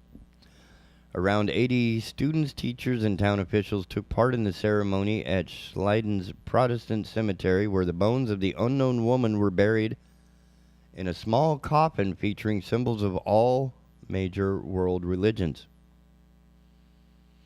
We are indeed laying to rest a member of the school community to their grave, Pastor Oliver Joswig. The skeleton, dubbed An Bian, Vietnamese for mysterious peace, had been in the school's biology department since 1952. Students had for years pushed for the woman's remains to be buried, but plans to do so were delayed by the pandemic, German news agency DPA reported. The school hopes eventually to learn more about the origins of the skeleton once the results of DNA samples taken from the bones are returned. Biology lessons are now conducted using a plastic model. That's a little creepy. 1952 to 2022, that's 70 years that this poor woman... I mean, not that she suffered after death, right? I mean, is it considered desecration to hang the bones in a schoolroom? And this is a high school? Is that what it is?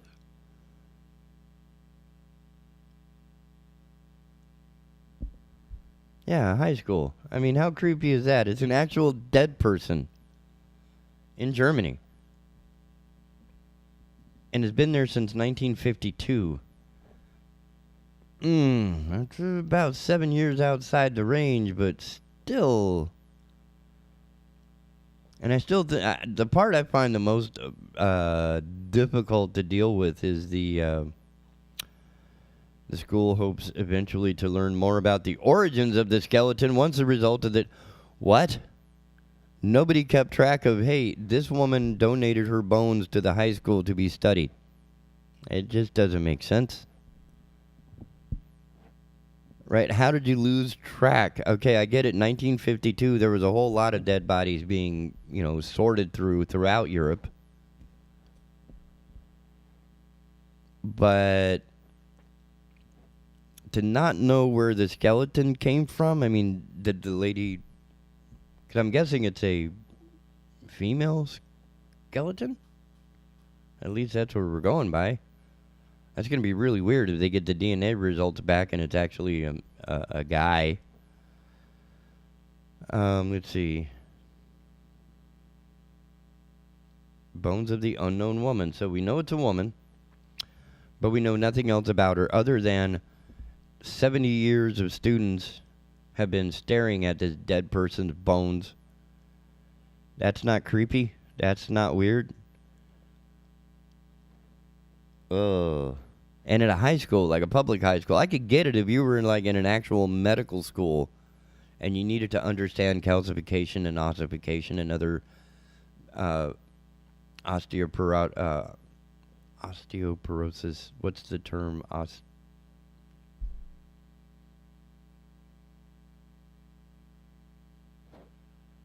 I had it. Osteosurgeon? Right? The bone people? I could get it if you were in college and you need that type, a real bone. But you're in high school and you're just putting the metacarpals to the carpals, right? And we're just putting the ankle to the leg. You don't need a real dead person to do that. You could do that with matchsticks and toothpicks. But these folks had a dead lady in there for 70 years. And they tried to bury it a couple of years ago, but because of the pandemic, they couldn't. But what?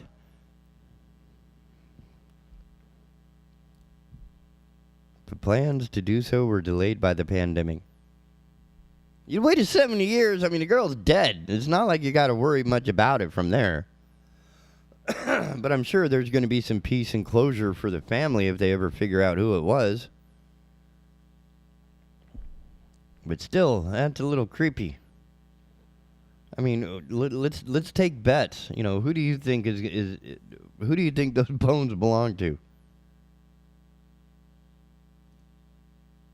Is it American? Is it German? Is it French? Who knows?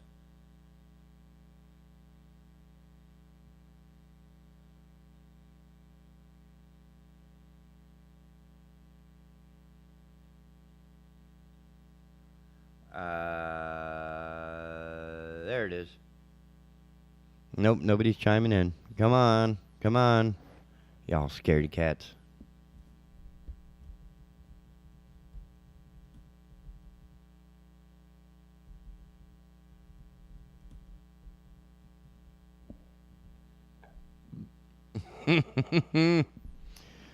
Oh, man. Okay, so how much... that is ridiculous. No, that's just... That's like ghetto level stupid. Yeah, I'm not entertaining that one at all. Sorry. But I will stay on the subject of dead people because, you know, it's part of life. When you're dead, you're no longer alive. It's the end of that same cycle. You start out as a seed and you end up consumed by something. Ardent deer again, nice. Coming out of Newser.com, Carol Ann Barsotti uncovers misidentified ibis. A small mummy at Cornell University wasn't what it seemed. A football-sized mummy thought to hold an ancient Egyptian hawk actually holds something sacred. When and how the remains ended up at Cornell University are unclear, and it's also unclear why the mummy was mislabeled as a hawk. But Carol Ann Barsotti, the master's student in archaeology, recently discovered the error while researching how new technologies can benefit museums. Radiographs and CT scans revealed a male ibis inside the linen wrappings.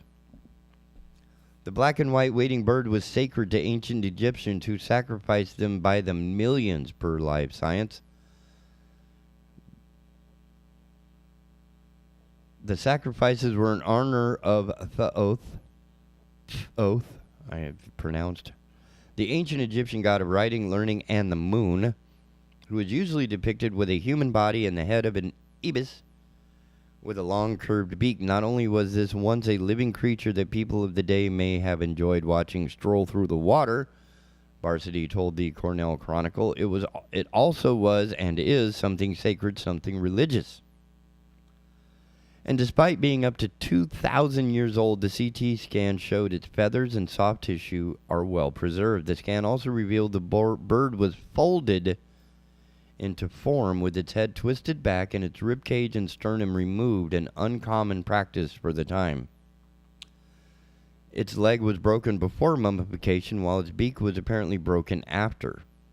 Barsotti plans to find out more without disturbing the mummy too much. She hopes DNA can be found in soft tissue extracted through endoscopic microsurgery. It's precise enough to be able to go in either through the hole in the fabric that's visible on the front of the mummy or through the gauziness of the fabric itself.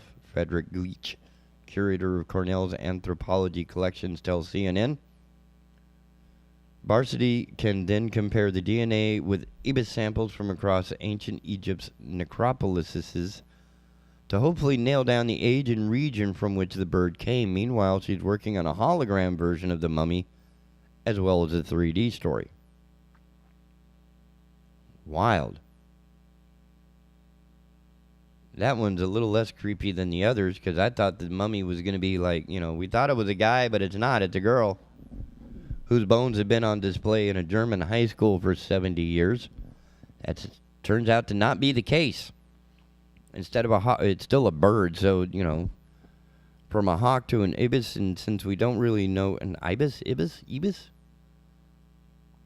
Since we don't really know, because they're extinct, we kind of have a general idea, but it's not like, here in these parts around here, we know what them seagulls look like, a flying rat with a tail and wings, right?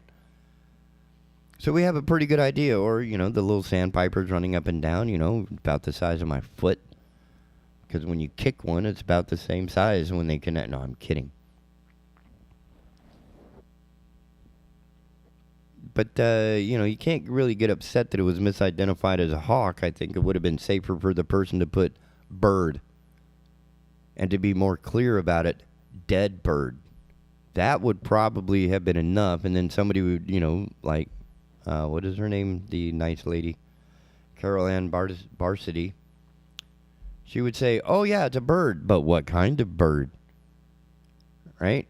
So somebody said it was a hawk, and she's like, this doesn't look like a hawk. It looks like a papier-mâché thing.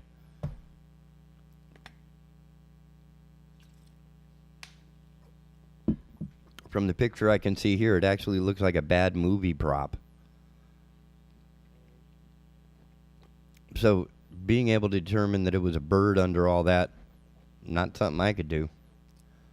So, yeah, that would have probably been the limit of my experience there. But then again, that's why I'm not in the master's level classes of anthropology at Cornell University.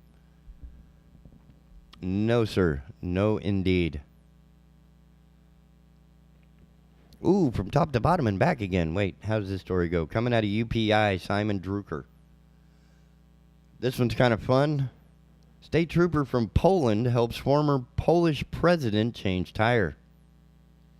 Of course, I can't see the rest of this.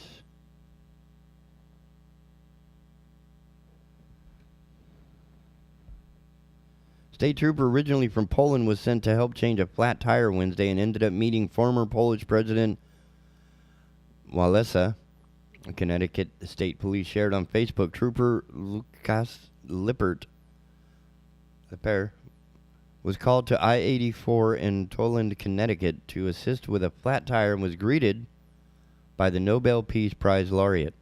In 1990, Walesa became the country's first freely elected president in 63 years following World War II and decades of communist rule. Walesa, 78, was in the Constitution state promoting the cause of Ukrainian refugees who have been forced out of their country and now call Poland home. He also met with Connecticut Governor Ned Lamont. Trooper Lippert, a native of Poland, was beyond grateful for the opportunity to help such an influential individual and briefly speak to him about the history of Poland, the Facebook posting reads. Walesa also posed with Trooper. Oh my goodness, have I ruined this already? I probably have. Ladies and gentlemen, smart people abound. This is awesome. Let me see if I have all the right buttons in place. Mr. Donaldson, I hear you in the background. Oh, this is working great. I am already having a much better morning. Welcome to the Asylum. Would have worked better 10 minutes ago while I was sitting waiting for you to let me on here to espouse knowledge and give you good content, but you preferred to not do that for some reason. Yeah, I'm stuck like that. I'm good like that. But now we're actually on a good story that doesn't involve all the bad stuff that was earlier. That was pretty funny, actually. But now we're talking about the former president of Poland getting his tire changed. You read about that story as well? I don't care. I'm too upset. About? They didn't give us stickers. Oh? Yes, Andrew voted today, by the way, ladies and gentlemen. I participated in representative democracy. I got my representational government on, and they didn't have any I voted stickers. Were they No, dear gentle listeners. They said you get to keep the pen. Well, that's cool. No, TK, I still have my pen. That's not cool. That's bad. I want my I voted sticker. Well, I am entitled to my I voted sticker. I did not watch my friends die in combat in Vietnam. No, I'm serious though. Why can't we have the I voted? What happened to the I voted stickers? It's not like they cost that much money comparatively. Certainly not more than a pen. We are not doing the I voted stickers. You get to keep the pen. I mean, it's a decently nice pen as pens go, but this is not a sticker. I want my I voted sticker. How am I going to project to the rest of the world and virtue signal to everybody that I'm more democratic than they are without my I voted sticker? Because you get to write your name on their face with the pen. No, I want my I voted sticker. I have been denied the basic ingredient of a representative democracy. It is no wonder the republic has fallen. I was all excited to vote. I was excited. I felt good and optimistic about the future of our country, and now it's all over. It's doom and gloom. Let the asteroid come. The Republic has fallen. We can't do I voted stickers anymore. Now, which I voted sticker did you want? There is but one. There is many varieties. That's what I mean. There's only one I voted sticker because it says, stay with me here, this is going to get a little complicated. It says, I voted on it. And then you wear it. And then you get to walk around sanctimoniously to everybody else all day like, where's your I voted sticker? Did you not vote? Do you not love America? Are you not a patriot? Why do you hate puppies? And then you can walk around like that all day with your I voted sticker. But alas, I have been denied my I voted sticker. So forgive me if I don't care about the petty little foo-foo problems of the president of Poland's tire or whatever, because I want my I voted sticker. I have good news for you. What? The I voted sticker and election tradition, even in a pandemic, popular since the 1980s, are a hot election day accessory. Didn't get one? Download and share one of our designs from the New York Times. No. That's like saying you didn't get lucky on the date, go home, take care of it yourself. No, it's not the same. If a United States citizen casts a vote but doesn't receive an I voted sticker to prove it, does the vote really count? That's a question. No. Of course. No, I'm all on board. Maybe the election really was stolen if we're not going to get our voted stickers. But that doesn't diminish the election day appeal. I don't know that if I didn't get my sticker, did the scanning machine really scan my ballot if I didn't get my sticker? This aggression will not stand, man. What is happening to this country? It's gone to hell. We can't have an I voted sticker? As post-voting selfies overtake Instagram algorithms, an I voted sticker How am I supposed is a to take must-have I can take my selfie. I hate selfies. I don't like taking selfies. I can't take my post-election selfie because I don't have my I voted sticker, which is the core accessory for the I voted after voting selfie. Solution. I can't do that. I have been wounded and aggrieved and damaged. I want to sue somebody. Where's that lawyer number that we have that runs ads? We need to sue somebody. Yes. I want my I voted sticker. I can't do my selfie because I don't have my I voted sticker. I have a solution for your selfie. No, you don't. Yes, you do. You know how they do like the romantic Spanish dance where they put the rose in their teeth? If you put the pin in your teeth with the part that says I voted out front, then there is no I voted on the pin. What? No. Now I got to see mine. Let me get mine. Where'd my pin go? Yeah, I need. I was so upset I didn't even keep the pin. Here it is. No, it's got NC Division of Elections. It's got the website. There's no I voted. On mine it says on the other side, because I have the www.ncsbe.gov logo on one side, and on the other side it says I voted in the 2020 election. Hashtag your vote counts 2020. NC. This is 2022. Apparently we couldn't figure that out because it's just got the website, so they're getting theirs, but I'm not getting mine. Oh, you got. Where do I go to get mine? Well, I'm not to take happy my own with pin. this. I want my steak. Nevertheless, this is throwing scraps. I want the full meal. Where's my I voted sticker? Well, it's good to know that you're not alone in this aggravation, because apparently there are lots of people who, we used to be sticker. a country. We used to be a proper country. Now we can't even get I voted stickers. Oh, I know what happened. They're made in China. Probably. And that's why you should go to the New York Times and, they even have one that works for a friend of mine that says, I voted from bed. I can't make this up, man. I'm apoplectic and I'm upset and I'm not happy because I didn't get my voted sticker. Now, is this? I've been relegated to being a second-class citizen in my own country because I can't get my sticker, and I'm upset. TK. Where do I go to get my hold on this because I have been wronged? The Boy Scouts. A Boy Scout. Get out of here, Boy Scout. I'm trying to brainstorm on the Just want my sticker. Now, is this unique to your precinct? I don't know. It's amazing. We have, by the way, I'm mostly goofing off here. Right? We have amazing poll workers at my polling station. They were fantastic. low turnout, at least from when I was there. Although I kind of timed it. My polling place is in the rec center that's attached to a elementary school, which is right beside the high school. So I figured like once you let the school rush and the morning rush get out of there, I usually go in there, that time of the morning. You can usually get in and out of there pretty decent because that first initial wave has gone through. But even with that, there was only about 3 people in there. There was no waiting. Really low turnout. Of course, midterms usually are a little bit lower turnout. Right. Nothing like 2020 where it was wall to wall waiting all day long. They actually had to extend the polling place. They were tailgating. There was more people outside politicking and campaigning than there was inside, which is usually not a good sign. So I was a little surprised. Maybe that picks up through the day. I know a lot of people did early voting, especially in our area. There was a ton of early voting numbers were pretty high. So it's not completely indicative. It's all anecdotal. But yeah, I was kind of surprised. It wasn't busy at all. There was only about 3 people in there. I walked straight in, went straight in, got my ballot. I'm a registered unaffiliated, so I get to choose which ballot I get. Did my ballot selection, got voted. I was in and out of there in 5 minutes. So I was a little surprised, to be honest with you. Now, would it be acceptable if I were to get you an I voted sticker from another precinct? No. Damn. It's like cheating on your wife. You can't do that. Well, it's I can't go that I can't far get it with here, so I'm going to go to the next house down and get it. Yeah, see how far that gets you. Well, we would have to take like a receipt for your This is how we wound up with no stickers, TK Turbo. You have no morals and no ethics and no standards. This is how it starts. And then we wind up with no I voted stickers. But you get a pin.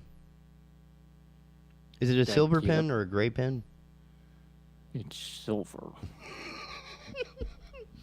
So it's obviously not a Trump pin. No. Or a Putin pin. By the way, the picture of that latest, what ridiculous, I don't even know what they call it, the summit, the meeting. That was ridiculous in that gold room. I mean, it was just, I almost puked just watching the DW News coverage of it. That was just, But they don't have I voted stickers either, so don't feel bad. No, among other things. Matt. Man, I guess. But seriously, I was a little upset. I was like, "What do you mean?" I looked at the people because I was the only one in there by the time I finished voting. I turned around, and they had the folks that did the check. I'm like, "Where's the stickers?" And they're like, "You get a pin this year." And I'm like, "What?" So they didn't even offer like we ran out or we forgot, nothing. Well, because you go and you sign in and you got to, I had my voter registration card and all that good stuff. So we went through that process and I showed them my ID and I got my thing and I signed it. And then you go over to the next table and you get your actual ballot. And then you go to the voting booth and because, we have the fill in the bubble ballots here. So you go to the little voting booth, you fill in your bubble, and then you go over to the scanning machine, which usually they have somebody at the scanning machine, but they didn't today because there's nobody in there. So I went over to the scanning machine, and then I just kind of stood there kind of lost because I'm used to somebody giving me my sticker as soon as I scanned, and that gives me the indication that I'm done voting and I can go about my way. And I have done my business going full tilt boogie for freedom, justice, and the American way. But I did not feel like I'd gone full tilt boogie for freedom, justice, and the American way because I'm standing there at the scanning machine not knowing what to do next because there's nobody there to tell me what to do. And I'm looking around like, what do I do now? And it said, thank you for your vote. And I look at them, and they look at me, and I look at them, and they look at me, and I look at them, and I look at me. And I go, where's my sticker? And they go, you don't get one this year. And I'm like, what? Unsure. It just deflated my entire representative democracy experience that I had in my head that I was going to enjoy today. I was excited to vote. I was enthusiastic about voting. I love voting. I like being an American. And this just ruined it. Now, the school was closed for the voting, right? No, the school's open. This is it's attached, but it's separate. Like they shared, like the gym area with the basketball courts and all that. That's shared with the school, but there's a whole rec center beside it, so they don't have to close the school for the polling places. It's a separate thing. And then they have a meeting room in the back, and that's where you actually poll. It's actually pretty good setup as polling stations go because it's all one level. It's one of the more handicap accessible polling stations we have actually because it's a community center, so it's all ADA compliant. Okay. So and it's a big open area. The polling station I used to go to was actually in a church, and it wasn't a very good setup because you basically had a short hallway and then the fellowship room of the church, and it didn't. This flows a lot better. My last place to vote was like that, and it was just a nightmare. Plus, it was raining and nasty, and the building was not. It wasn't the poll workers' fault. There's just no way to do a flow of people in and out that way. Whereas here at this rec center, there's actually, like the front desk area, and then you can go down around the corner into this back room. There's room. You can have a line that's, well developed. You've got room inside of the voting room. They got room to move people around. So it's actually a pretty good setup. But I'll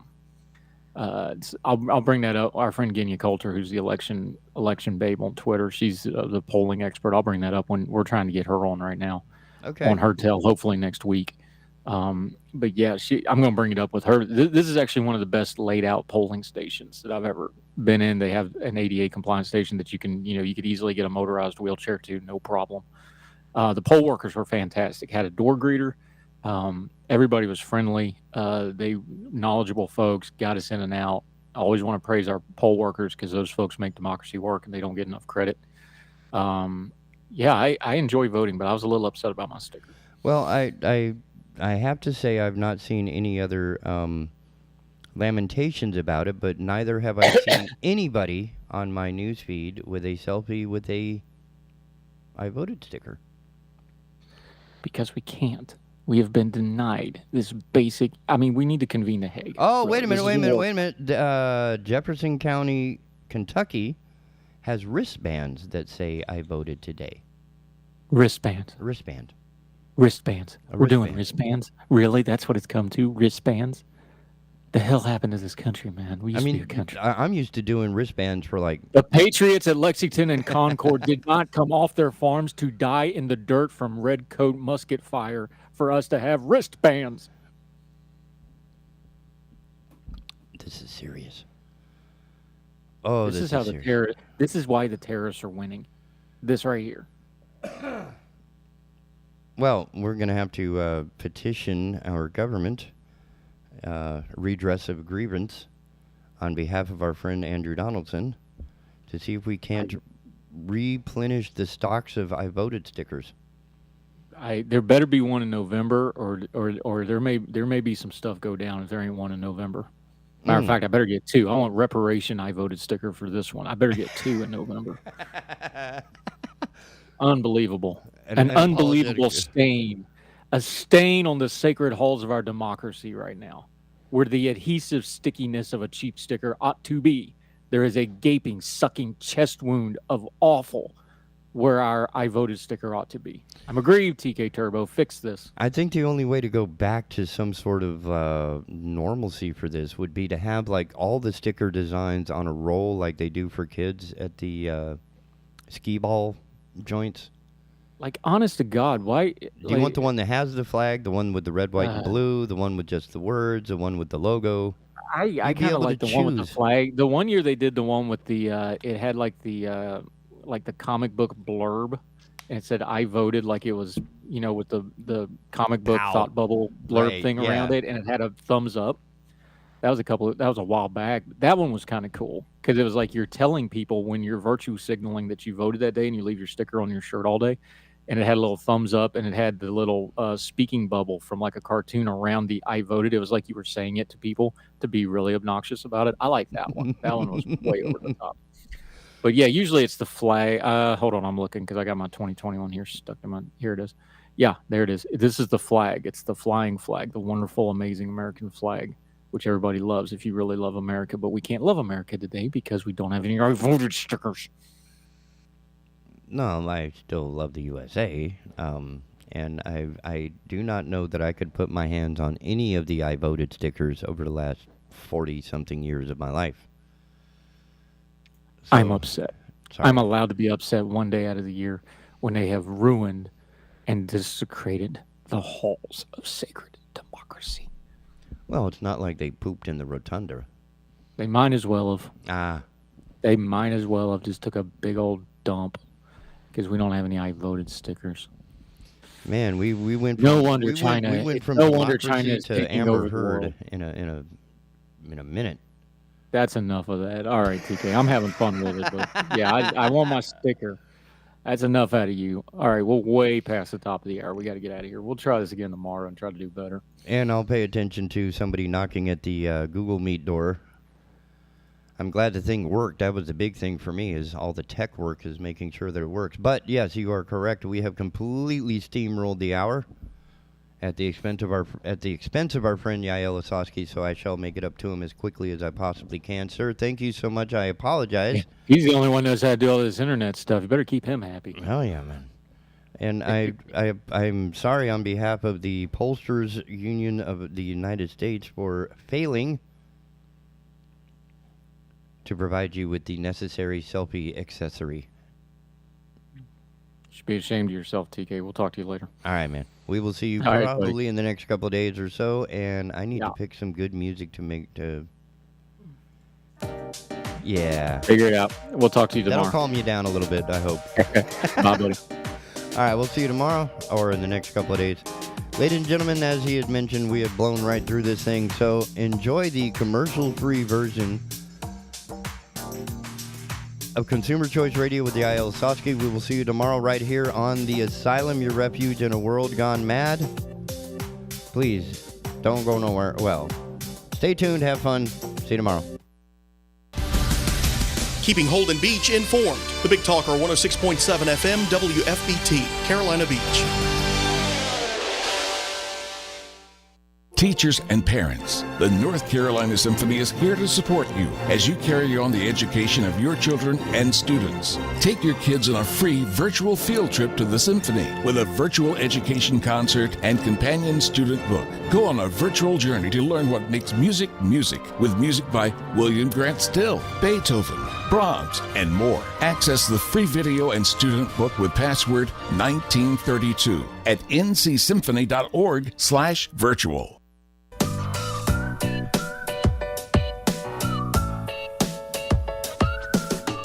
Oh, and welcome to Consumer Choice Radio, broadcasting across North America, and right there on your podcast app. I'm one half of your host, Yael Osowski, checking back in, and we're checking in with David, back from Europe. He's tanned, chiseled, looking good, feeling good. How goes it, my man?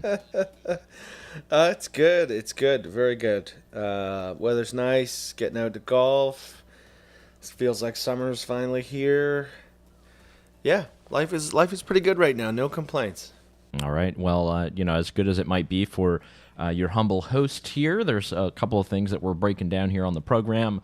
Last week, you heard our colleague, Anna Arunashvili. We were able to check in with her and understand a bit more about what she's working on and what it's like living in Georgia, the Republic of Georgia, and what's happening there.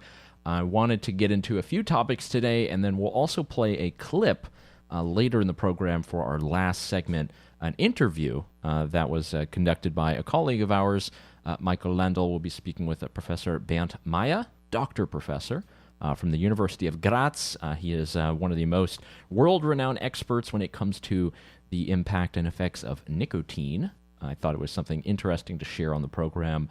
Why not get some more exposure? And you can find out more about that heading on over to our website, consumerchoicecenter.org. But in the meantime, David, we're looking at the aisles, we're looking at the pantries, we're looking at the grocery stores, and we're starting to run out of items, particularly one that's important for growing families. And seems as if there's a good amount of government